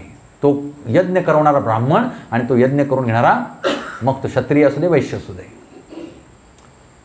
हे दोन कॅटेगरी आहेत पशुगुण. आणि तिसरी कॅटेगरी आहे त्याला अपशुक म्हटलंय. अप म्हणजे भगवंतांचा अंश, आणि त्याच्यामध्ये ह्या अंशामध्ये भगवंतांच्या शुक म्हणजे शोक लवलेश मात्र नाही आहेत. मूळ स्थितीमध्ये भगवंतांचा हा अंश कोण आहे? सच्चित आनंदरूपी आहे. त्याचं खरं स्वरूप काय आहे? ह्या जीवात्म्याचं, आपल्या हृदयामध्ये जो अंतरात्मा आहे त्याचं खरं मूळ स्वरूप कसं आहे? सच्चित आनंदरूपी आहे. आणि आध्यात्मिक जीवन हे त्याच्यासाठी सांगितलेलं आहे. तुमचं खरं स्वरूप जाणून घ्या, म्हणजे तुम्ही आयुष्यामध्ये कधीच दुःखी होणार नाही. जो काय हा प्रपंच असतो अध्यात्माचा, तो केवळ आणि केवळ आपलं खरं स्वरूप जाणून घेण्यासाठीच असतो. मग ती साधना असू दे, तपश्चर्या असू दे, भक्ती असू दे, जे काय असू दे, जे काय आपले आध्यात्मिक गुरु आपल्याला शिकवतात ते केवळ आणि केवळ आपलं देहात्मबुद्धीतून कुठे आत्मबुद्धीमध्ये, अध्यात्मामध्ये काय व्हावं, आपण अग्रेसर व्हावं, ह्याच्यासाठी हे सगळं खटाटोप असतो भगवंतांच्या कृपेनं.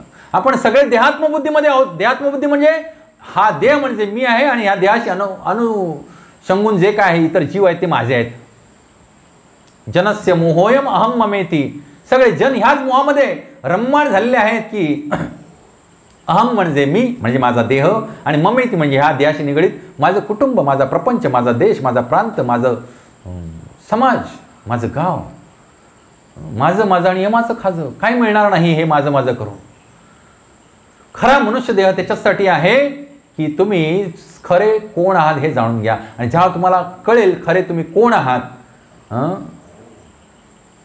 जीवेर स्वरूप आहे कृष्ण नित्य दास, जे ह्यांना निवृत्त तरशेर संतांना कळलं, आणि म्हणूनच ते काय करतायत? सदैव उपगीयमानात आहेत. भगवंतांच्या लीलानु गुणवर्णनामध्येच सदैव रत आहेत.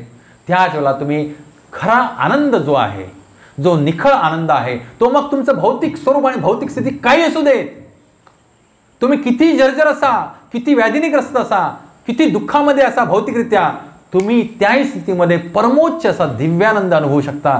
केवळ भगवंतांचं काय करून? स्मरण करून, चिंतन करून, त्यांच्या नामाचा जप करून, श्रवण करून. हरे कृष्णा कृष्णा कृष्णा हरे हरे, हरे राम राम राम हरे हरे. तर हे अपशुक कोण आहे जाणून घ्या. एक वेळ तो खाटीक, त्याला मुक्ती भेटेल. तो ब्राह्मण, त्याला मुक्ती भेटेल. पण जो अपशुग्नाद आहे त्याला कधी मुक्ती मिळणार नाही. का? कारण तो अपशुग्न का झाला? कारण खरं मन अभिरामात जे आहेत त्या भगवान श्रीकृष्णांपासून त्यानं काय घेतली? फारकत घेतली. कशी फारकत घेतली? कोणत्या तरी अशा पंथाच्या नादी तो लागला की जिथं भगवान श्रीकृष्णांची भक्ती न शिकवली जातात, दुसरंच काहीतरी शिकवलं जातं. अशा पंथाच्या नादी तो लागला की जिथं परमोच्च परमेश्वर भगवान श्रीकृष्ण, श्री विष्णू यांच्याविषयी शिकवलं जात नाही.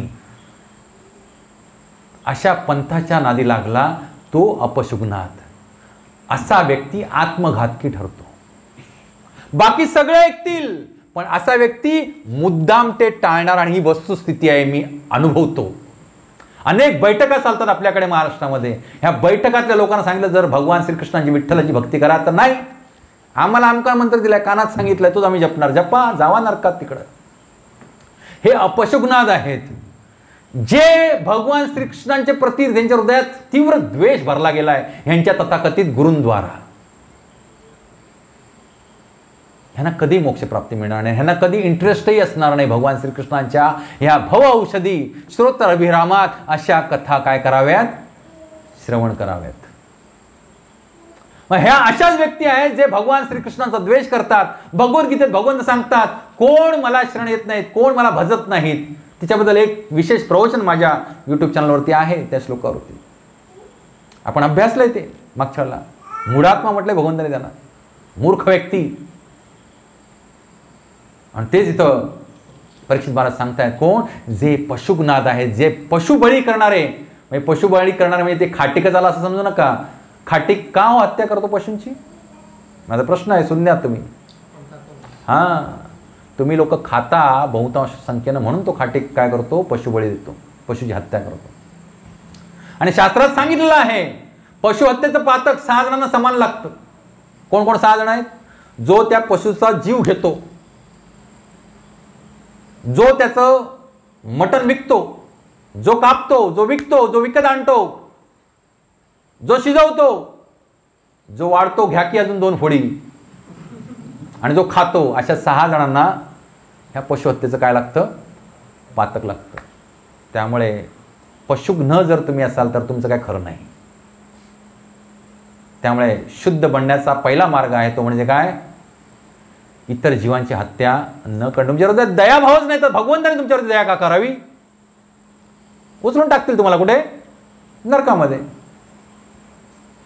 तुमच्या हृदयात जर इतर प्राण्यांबद्दल आयुष्यात कधीच काय आली नाही, दया आली नाही, केवळ जिभेचे चोचले पुरवण्यासाठी तुम्ही दुसरं काहीतरी खाऊन जगू शकला असतात ना. पत्रम पुष्पम फलम तोयम यो मे भक्त्या प्रयश्यती. पान फूल फळ हा आहार आहे माणसाचा, भगवद्गीतेत सांगितलंय. तो पण मला अर्पण करा तुळशीपत्र ठेवून आणि मग ग्रहण करा. मग मांसाहाराला स्थान आलं कुठून हो? कुठे भगवंताने सांगितलं नाही मटना मंडम चिकनम भूमिलम यो मे भक्त्या प्रयश्यती, नाही सांगितलंय.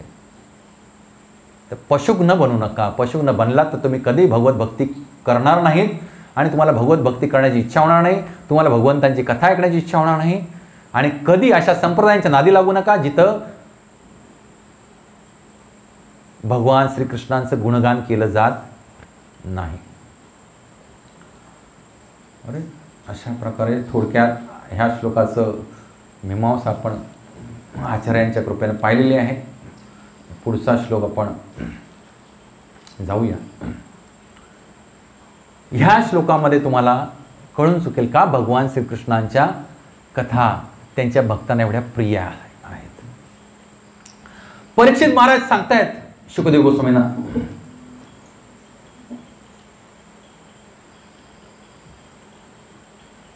पितामहा मे समरम रंजये देवव्रता द्याती रथये स्तिमिंगलय दुरत्ययम कौरव सैन्य सागरम कृत्वांतरन वत्सपदम स्म यत्पल्लवा. पितामहा मे समरे मरंजयैर्देवैर्व्रता द्याति रथये स्तिमिंगलय दुरत्ययम कौरव सैन्य सागरम कृत्वा तरन वत्सपदम स्म यत्पल्लवा. हे गायनच करण्याचं आहे. ज्यावेळेला मी भाषिक तेव्हा मला जमेना ते. आता गायन करायला लागलो तर आपोआप ते शब्द हृदयात यायला लागले. म्हणून याचं उपगीय मानात भक्ताने सदैव गायन करत राहिलं पाहिजे, सदैव गाणं गात राहिलं पाहिजे. काय समोर नसेल शास्त्र तर हरे कृष्णा कीर्तन ट्यून गात राहिली पाहिजे. एवढ्या हजारो ट्यून प्रभुपादांनी शिष्याने आपल्याला दिलेले आहेत. ट्यून गात राहिलं पाहिजे. हरे कृष्णा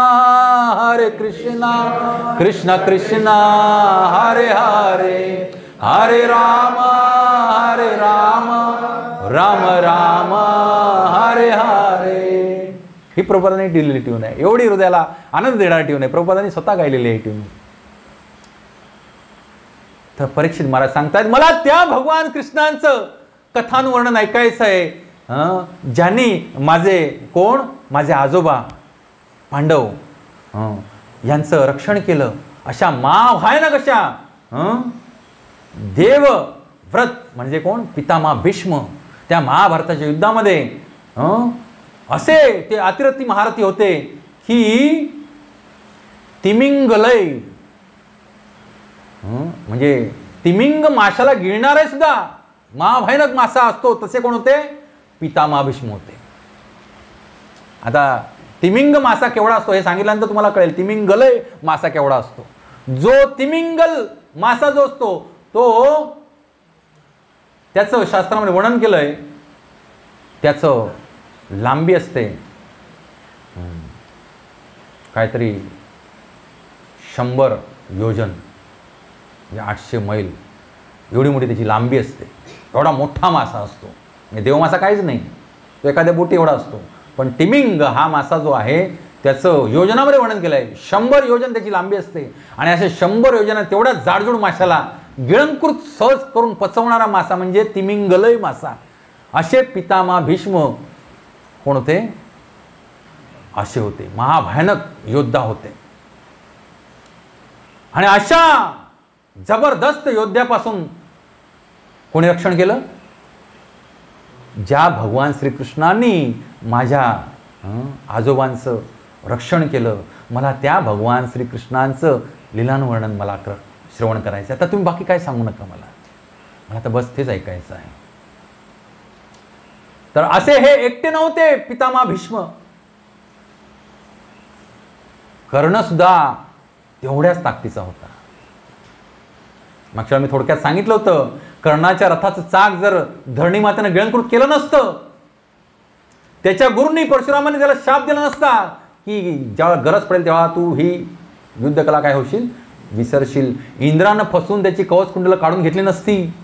माता कुंतीनं त्याच्याकडून तो बाण, अमोघ बाण काढून घेतला नसता मागून, आणि घटोत्कचावरती त्यानं ते दिव्य अस्त्र सोडलं नसतं, तर एकटा कर्ण सुद्धा काय पडला असता, पांडवांना भारी पडला असता.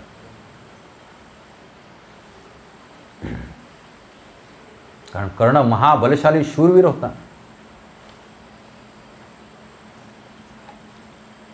तर पितामह भीष्म म्हणजे अशी दैदिप्यमान सामर्थ्यशाली व्यक्ती, आणि तेवढंच भगवान श्रीकृष्णांचे निस्सीम भक्त.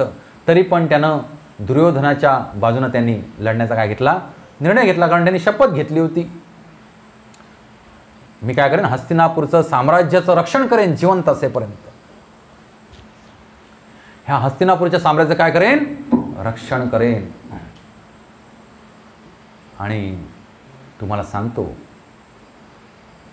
ज्याला युद्धाला सुरुवात झाली त्याला द्रोणाचार्य कोण होते, सेनापती होते कौरवांच्या सैन्याचे, दुर्योधनाच्या. आणि मग कोण झाले, पितामह भीष्म. आणि पितामह भीष्म जोपर्यंत युद्धभूमीवर लढतायत तोपर्यंत मी युद्ध करणार नाही असं पण कोणी केला होता, कर्णानं. आणि त्या मृत्युंजय कादंबरीमध्ये कर्ण कसा श्रेष्ठ आहे याचं गुणगान केलं आहे. मी एक पॉईंट सांगतो तुम्हाला, जो आचार्यांच्या मुखात नाही ऐकलं आहे, मग तुम्ही ठरवा कर्ण कसा होता. तो कर्ण परममित्र होता असं दाखवत आहे दुर्योधनाचं, बरोबर की नाही? पण कर्ण दुर्योधनाचा परममित्र वगैरे काही नव्हता. कर्णाला मी स्वतः कसा श्रेष्ठ धनुधर आहे हे जगामध्ये स्थापित करायचं होतं.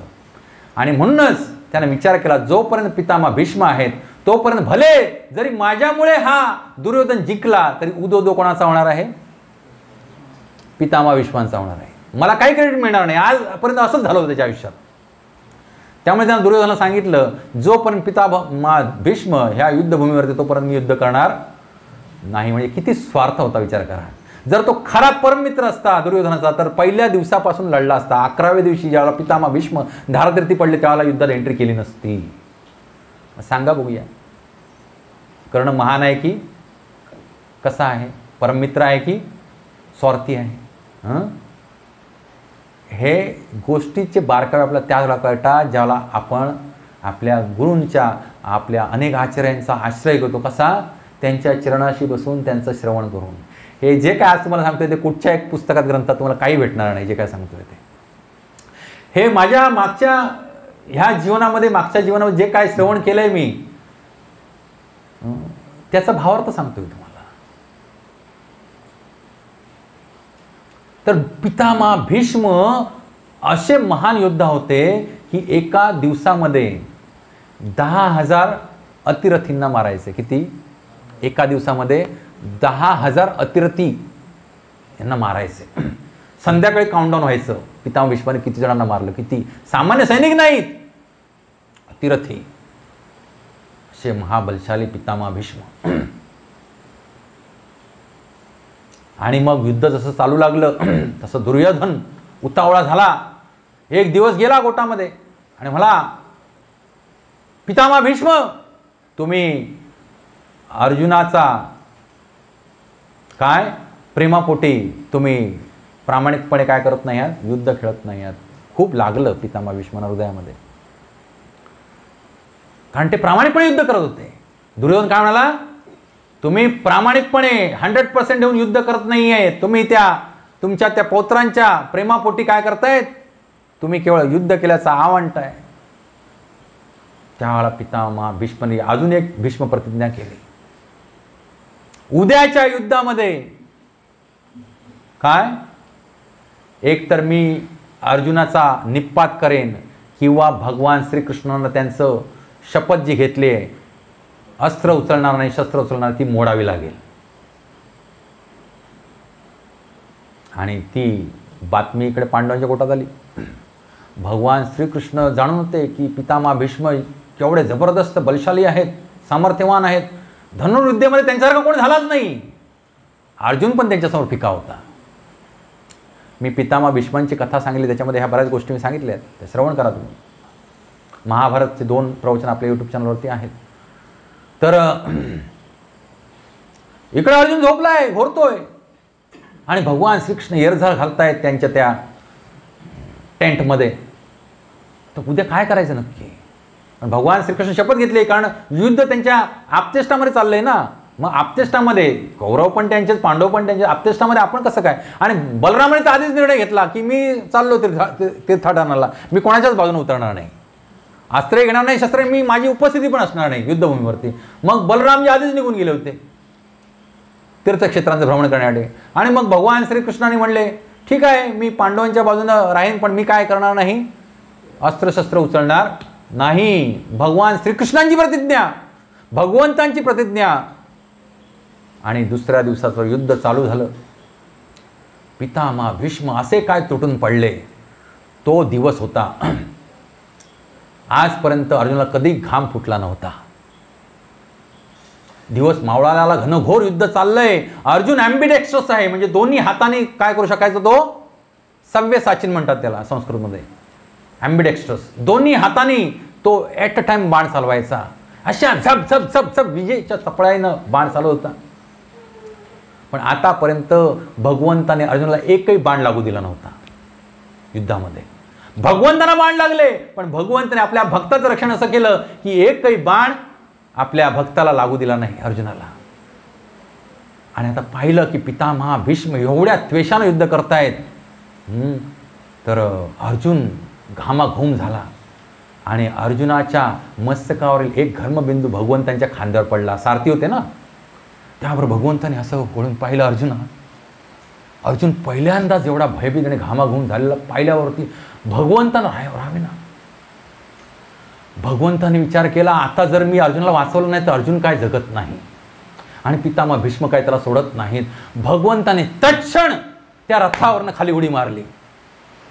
आपल्या भक्ताच्या रक्षणार्थ भगवंताने रथावरनं त्या उडी मारली खाली. आणि तिथं बाजूला जे एक रथाचं मोडकं चाक पडलेलं होतं ते उचललं आणि धावत गेले भीष्मदेवांच्या अंगावरती. आणि पितामह भीष्म बाण सोडतायत आणि भगवंत ते बाण झेलतायत. एवढ्या लाखोंचे बाण भगवंतांच्या शरीरामध्ये पण गेलेत. आणि भगवंतांचं ते श्यामसुंदर घननिळ रूप, त्या बाणांच्या जखमातून रक्त वाहते आणि त्याच्यातनं ते रक्त वाहते आणि भगवंतांच्या चेहऱ्यावरती घाम बिंदू. आणि भगवंताने असं ते रथात चक्र धरले आणि त्वेषानं वीर्य रसामध्ये भीष्मदेवांच्या अंगावरती धावून जात आहेत. आणि पितामह भीष्मांना एक वर प्राप्त होता त्यांच्या वडिलांपासून. कोणता वर प्राप्त होता? इच्छा मरणाचा. आणि ज्याला साक्षात भगवान श्रीकृष्ण मला ठार मारण्यासाठी येत आहेत ते पाहिल्यानंतर पितामह भीष्मांनी मनोमन प्रार्थना केली, भगवंता तुझ्या हाताने मला मृत्यू येऊ देत. आणि इच्छा केली म्हणून पितामह भीष्म काय झाले, नंतर त्या दिवशी ते युद्ध संपलं तिथंच. दुसऱ्या दिवशीच्या युद्धामध्ये पितामह भीष्म, कारण पितामह भीष्माने इच्छा केली की मला आता काय होऊ दे, आयुष्यात पहिल्यांदा इच्छा व्यक्त केली की मला आता मृत्यू येऊ देत.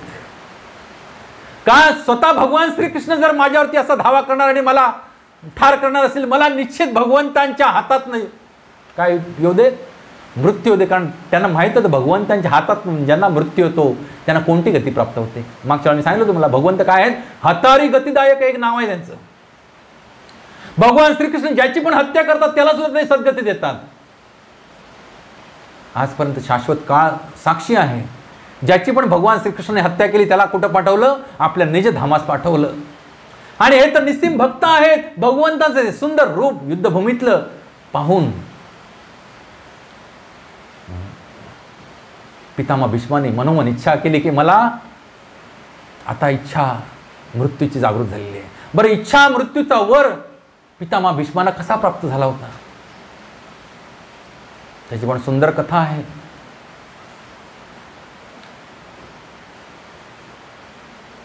तर शंतनू महाराज कुरुवंशामध्ये, तर त्यांचं पहिलं लग्न कोणाशी झालं, गंगा मातेशी झालं. आणि गंगा मातेचे आणि शंतनू महाराजांचे पुत्र कोण आहेत, 8वे पुत्र देवव्रत भीष्म. आणि मग गंगा माता त्यांनी त्यांच्यामध्ये काय एक करार झाला होता, लग्नाचा करार, तो मोडला तर मी जाणार निघून. गंगा माता सोडून गेल्या. हे डिटेल्स आपण सांगितलेले सगळे, तुम्ही ऐका, ते श्रवण करा, खूप सुंदर आहे महाभारतावरची 2 प्रवचनं. तर त्यानंतर मग शंतनू महाराज एकटेच होते.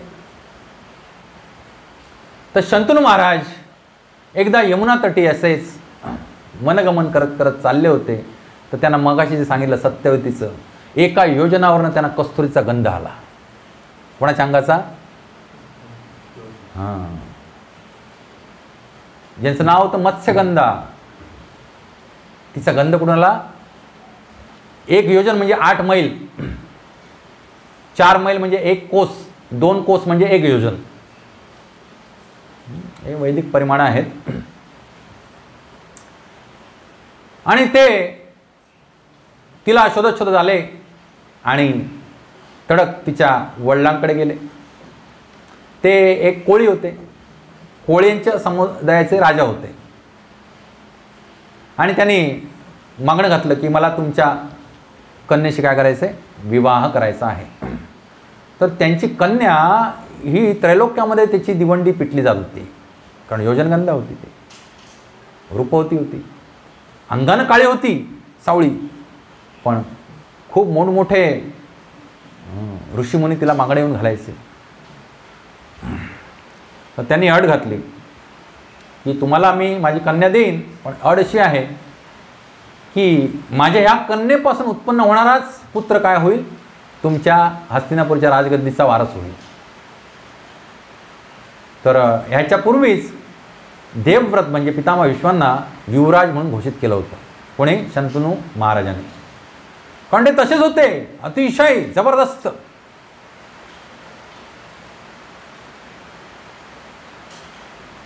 आणि दुसरी अट काय घातली की देवव्रतनं आजीवन ब्रह्मचर्य राहिलं पाहिजे आणि रक्षण केलं पाहिजे त्या राजगादीचं. नाहीतर उद्या तो काय करेल, माझ्या पुत्राला बसायला देईल आणि त्याची हत्या करेल, किंवा मग दुसरं लग्न करेल स्वतः आणि त्याचे पुत्र होतील, मग ते मारतील माझ्या पुढच्या यांना, वंशजांना. अशी अट घातल्यावरती शंतनू महाराज अतिशय खिन्न झाले आणि आले आपल्या राजदरबारी. आणि त्या दिवसापासून ते अतिशय विरहामध्ये झुरणे त्या अवस्थेला प्राप्त झाले. प्रेमाच्या विरहामध्ये जो झुरतो ना, त्याला अन्न पाणी गोड लागत नाही. हरे कृष्णा, एवढी सुमधुर कथा चालली, कसल्या झोपा काढता. जागे व्हा. हरे कृष्णा कृष्णा कृष्णा हरे हरे, हरे राम राम राम हरे हरे. तर पितामह भीष्माने पाहिलं की आपले वडील जे आहेत ते काय अतिशय दुःखामध्ये आहेत, कष्टामध्ये आहेत. मग त्यांनी जाणण्याचा प्रयत्न केला. हा सुपात्र पुत्र म्हणतात त्याला, जो आपल्या वडिलांच्या किंवा गुरूंच्या हृदयातील इच्छा जाणतो, स्वतःहून सांगावी लागत नाही. त्याने चौकशी केली, जाणलं आणि सगळं पूर्व इतिहास काढला. बरोबर त्याला कळलं की असं असं घटना घडलेली आहे. मग ते स्वतः गेले त्या कोळ्यांच्या राजाकडे, म्हणाले काही करा पण तुमची पुत्री, तिचं वर्ण शंतनू महाराज करतील. म्हणाले ह्या अटी तुला मान्य आहेत का. त्यावेळेला पितामह भीष्माने भीष्म प्रतिज्ञा केली की मी आजीवन काय राहीन, ब्रह्मचारी राहीन, लग्न करणार नाही. भीष्म प्रतिज्ञा केली आणि वचन दिलं की मी हस्तिनापूरच्या गादीचं काय करेन, रक्षण करेन. बरं, ही जी सत्यवती होती, हे आज जे काय आपण भागवत पुराण श्रवण करतोय, जी किंवा जे वेद आहेत, जी पुराणं आहेत, जी उपनिषदे आहेत, त्यांचे रचयिता कोण आहेत, व्यासदेव. तर ते व्यासदेव पुत्र आहेत कोणाचे, ह्या सत्यवतीचे. शंतनू महाराजांच्या बरोबर लग्न होण्याच्या पूर्वी कोणाचा जन्म झाला होता, व्यासदेवांचा. तर सत्यवती जी आहे ही मत्स्यकन्या होती. तिच्या अंगाला माशाचा घाण वास यायचा, योजनपर्यंत. का बरं यायचा? कारण तिचा जन्म जो झाला होता तो एका माशाच्या उदरातून झाला होता. यमुनेच्या जळामध्ये डोहामध्ये एक मोठा मासा शी फिश राहत होता. ती होती पूर्वजन्माची अप्सरा अद्री. तिला शाप मिळाला होता काहीतरी गंधर्वांच्या चरणी अपराध केला म्हणून. तिथे यमुनेच्या डोहामध्ये राहायची मोठा आकार धारण करून. आणि एक वसू होते, अष्टवसू तुम्हाला माहिती आहेत ना, 33 कोटी देवांपैकी अष्टवसू हे 8 प्रकारचे देव आहेत. तर त्या वसूंना पण शाप मिळाला होता आणि ते या पृथ्वीतलावरती छेदीराज म्हणून जन्माला आले होते.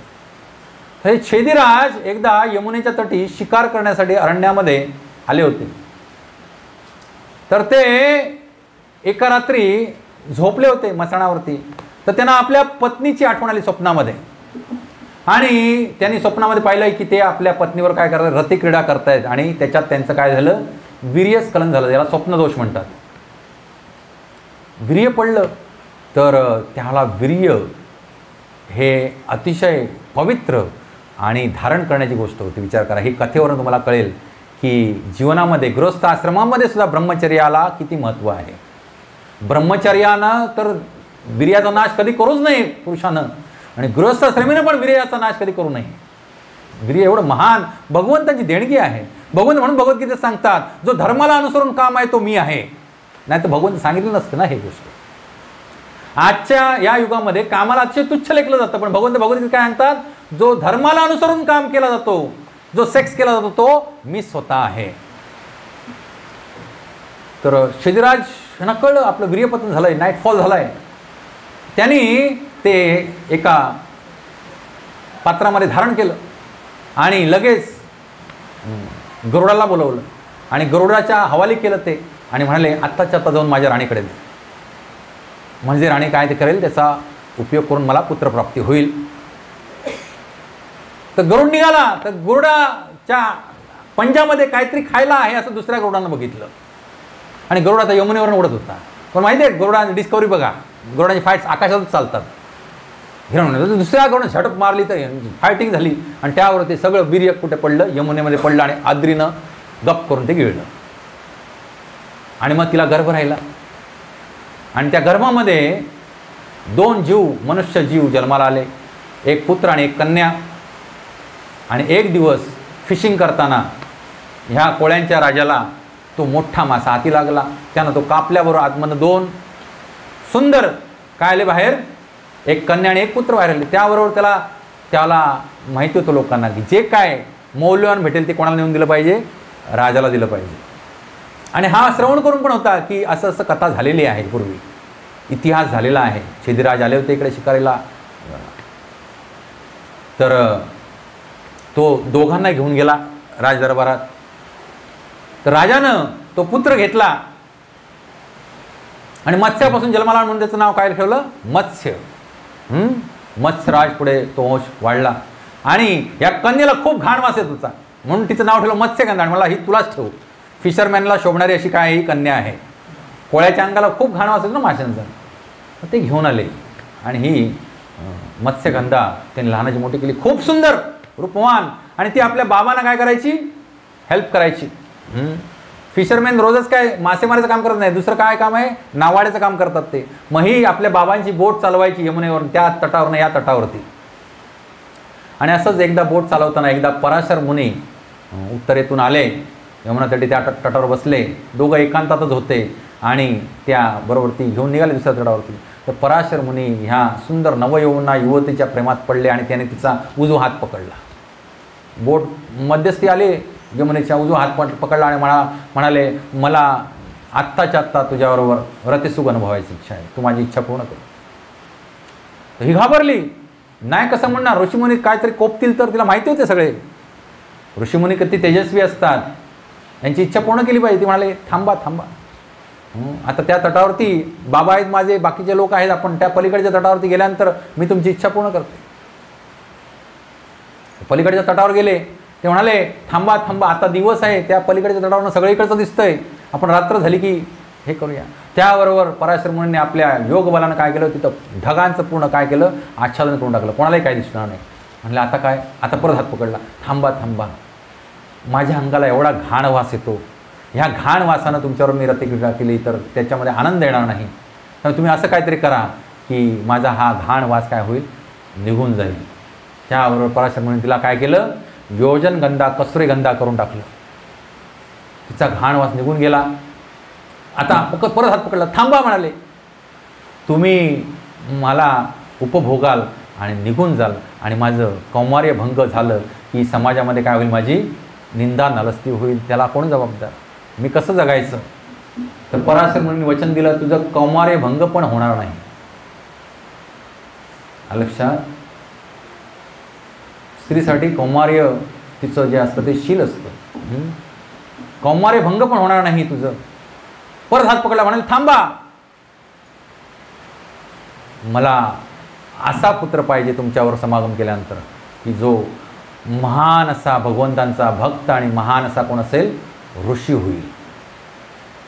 म्हणजे तथास्तु. आणि मग त्या दोघांनी एकत्र येऊन तो काळ घालवला आणि त्याच्यातनं तत्काळ एक पुत्र जन्माला आला, त्याचं नाव कोण, व्यासदेव. आणि क्षणामध्ये ते पुत्र प्रौढ झाले, व्यासमुनी, आणि आपल्या वडिलांची आणि आईची आज्ञा घेऊन वनामध्ये गेले, ते व्यासमुनी. आणि म्हणूनच व्यासदेवांना शूद्रापासून जन्माला आले, म्हणून शूद्रापासून जन्माला आले असं म्हणतात. जसं नारद मुनी आपण सांगतो, पूर्वीच्या वेळी आज जसं जात ठरते जन्मावरून तशी ठरत नव्हती. भगवंत भगवद्गीतेत सांगतात, पूर्वीच्या वेळेस जात कशी ठरायची, त्या व्यक्तीच्या गुण आणि कर्मानुसार. चातुर्वर्णे मया सृष्टम गुणकर्म विभागशा, त्या व्यक्तीचा गुण आणि कर्म पाहिले जायचे आणि मग त्याला उपाधी दिली जायची. तू ब्राह्मण आहेस, तू क्षत्रिय आहेस, तू शूद्र आहेस, तू वैश्य आहेस. तसे यांचा जन्माची स्थिती कशी होती, शूद्र होती, एक निषाद कन्या, निषाद म्हणजे आदिवासी लोक, असे आदिवासी कन्येपासून उत्पत्ती कोणाची झाली होती, व्यासदेवांची झाली होती. तर व्यासदेवांची अनेक नावं आहेत, त्यातील एक नाव आहे त्यांचं कृष्ण, कारण ते जन्मतःच एवढे काळे होते, महाभयानक काळे होते, म्हणून त्यांचं नाव काय ठेवलं गेलं, कृष्ण. दुसरं नाव आहे द्वैपायन, त्या द्वीपावरती त्यांचा जन्म झाला म्हणून काय, द्वैपायन. आणि तिसरं नाव वेदव्यास, त्यांनी पुढे जाऊन वेदांची रचना केली, वेद लिखित स्वरूप म्हणून कृष्ण द्वैपायन वेदव्यास असं त्यांचं काय आहे, नाव आहे. सांगा बघूया, भगवंतांच्या ह्या लीला आपण अभ्यासना, किती आनंद येतो हृदयामध्ये, किती एकाच गोष्टीमध्ये किती कथा गुंफलेल्या आहेत. जाताना सत्यवतीनं एक वचन घेतलं आपल्या पुत्रापासून. काय वचन घेतलं, हे पुत्र, मी ज्या वेळेला आठवण काढेन तुझी, त्यावेळेला तू काय राहिलं पाहिजे, माझ्यासमोर उपस्थित राहिलं पाहिजे. आणि हो म्हणाले आणि निघून गेले. पुढे सत्यवतीचं लग्न झालं शंतनू महाराजांशी, आणि शंतनू महाराजांपासून तिला 2 पुत्र प्राप्त झाले, एक विचित्रवीर्य आणि एक चित्रांगद. आणि 2 पुत्र थोडे मोठे झाले, विचित्रवीर्य लहान होते. मी फास्ट फॉरवर्ड सांगतोय, खूप सुमधुर कथा आहे, पण आजच्या प्रसंगाच्या अनुषंगाने सांगतोय म्हणून फास्ट फॉरवर्ड सांगतोय. चित्रांगद ज्यावेळेला मोठा झाला त्यावेळेला त्याला राजगादीवर बसवण्यात आलं, पण तो गंधर्वाबरोबर युद्ध खेळताना काय गेला, मारला गेला. मग विचित्रवीर्य लहान होता, मग त्याला गादीवर बसवलं आणि पितामह भीष्म स्वतः राजकारभार पाहू लागले. कोणाच्या देखरेखाली, सत्यवतीच्या देखरेखाली.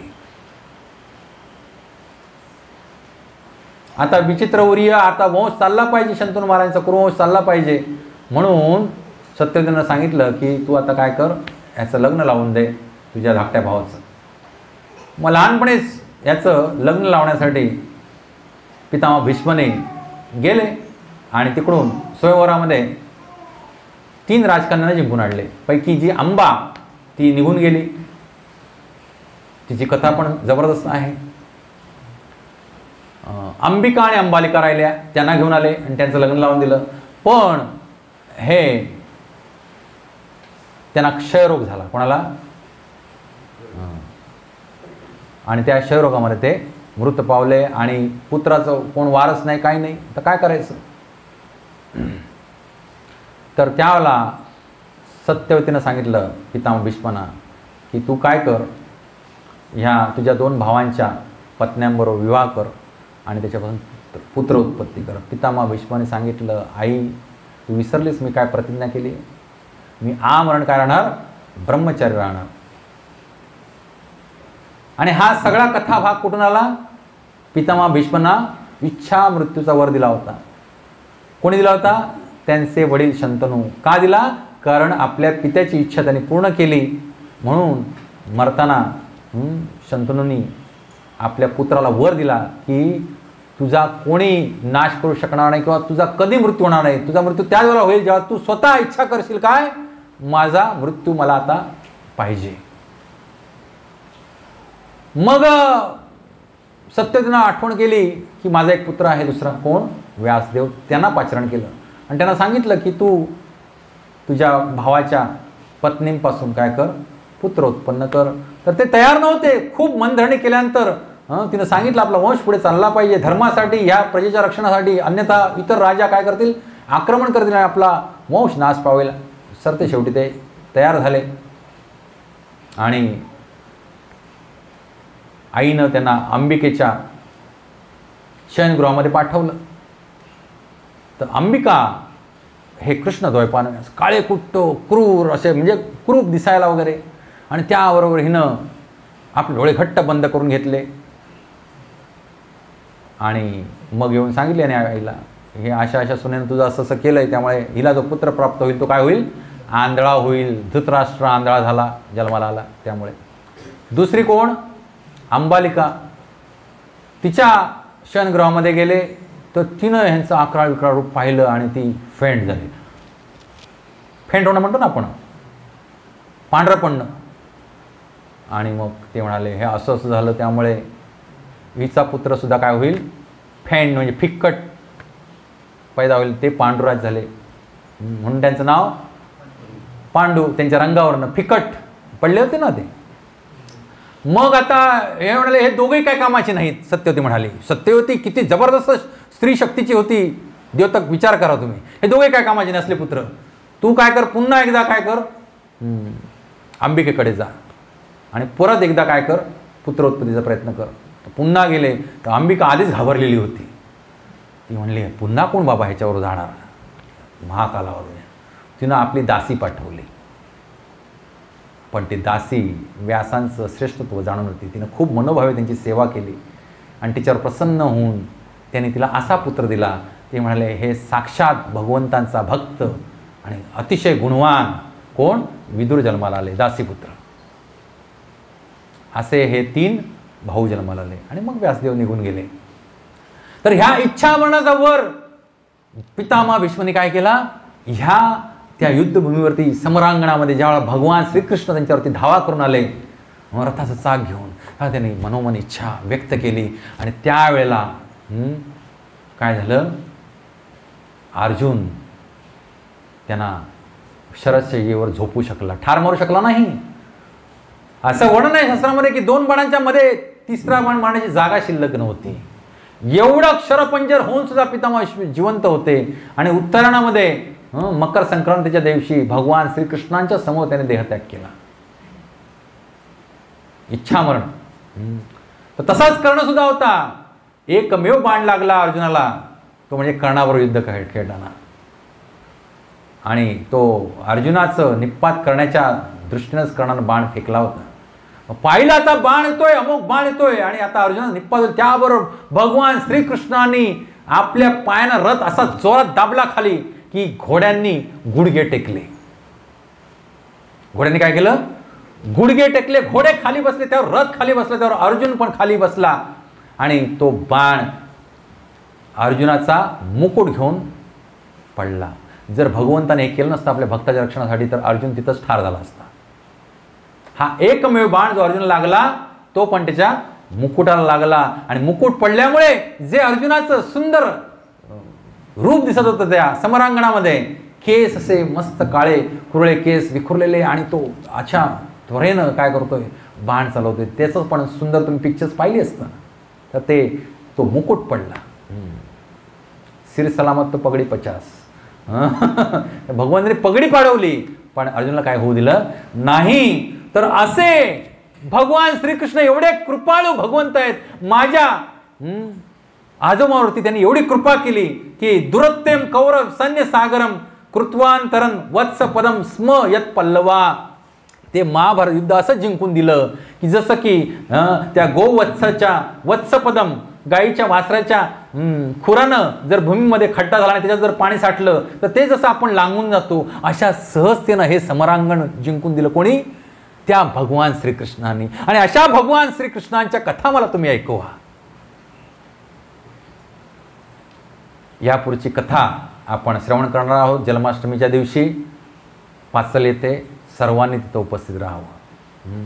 हरे कृष्णा कृष्णा कृष्णा हरे हरे, हरे राम राम राम हरे हरे.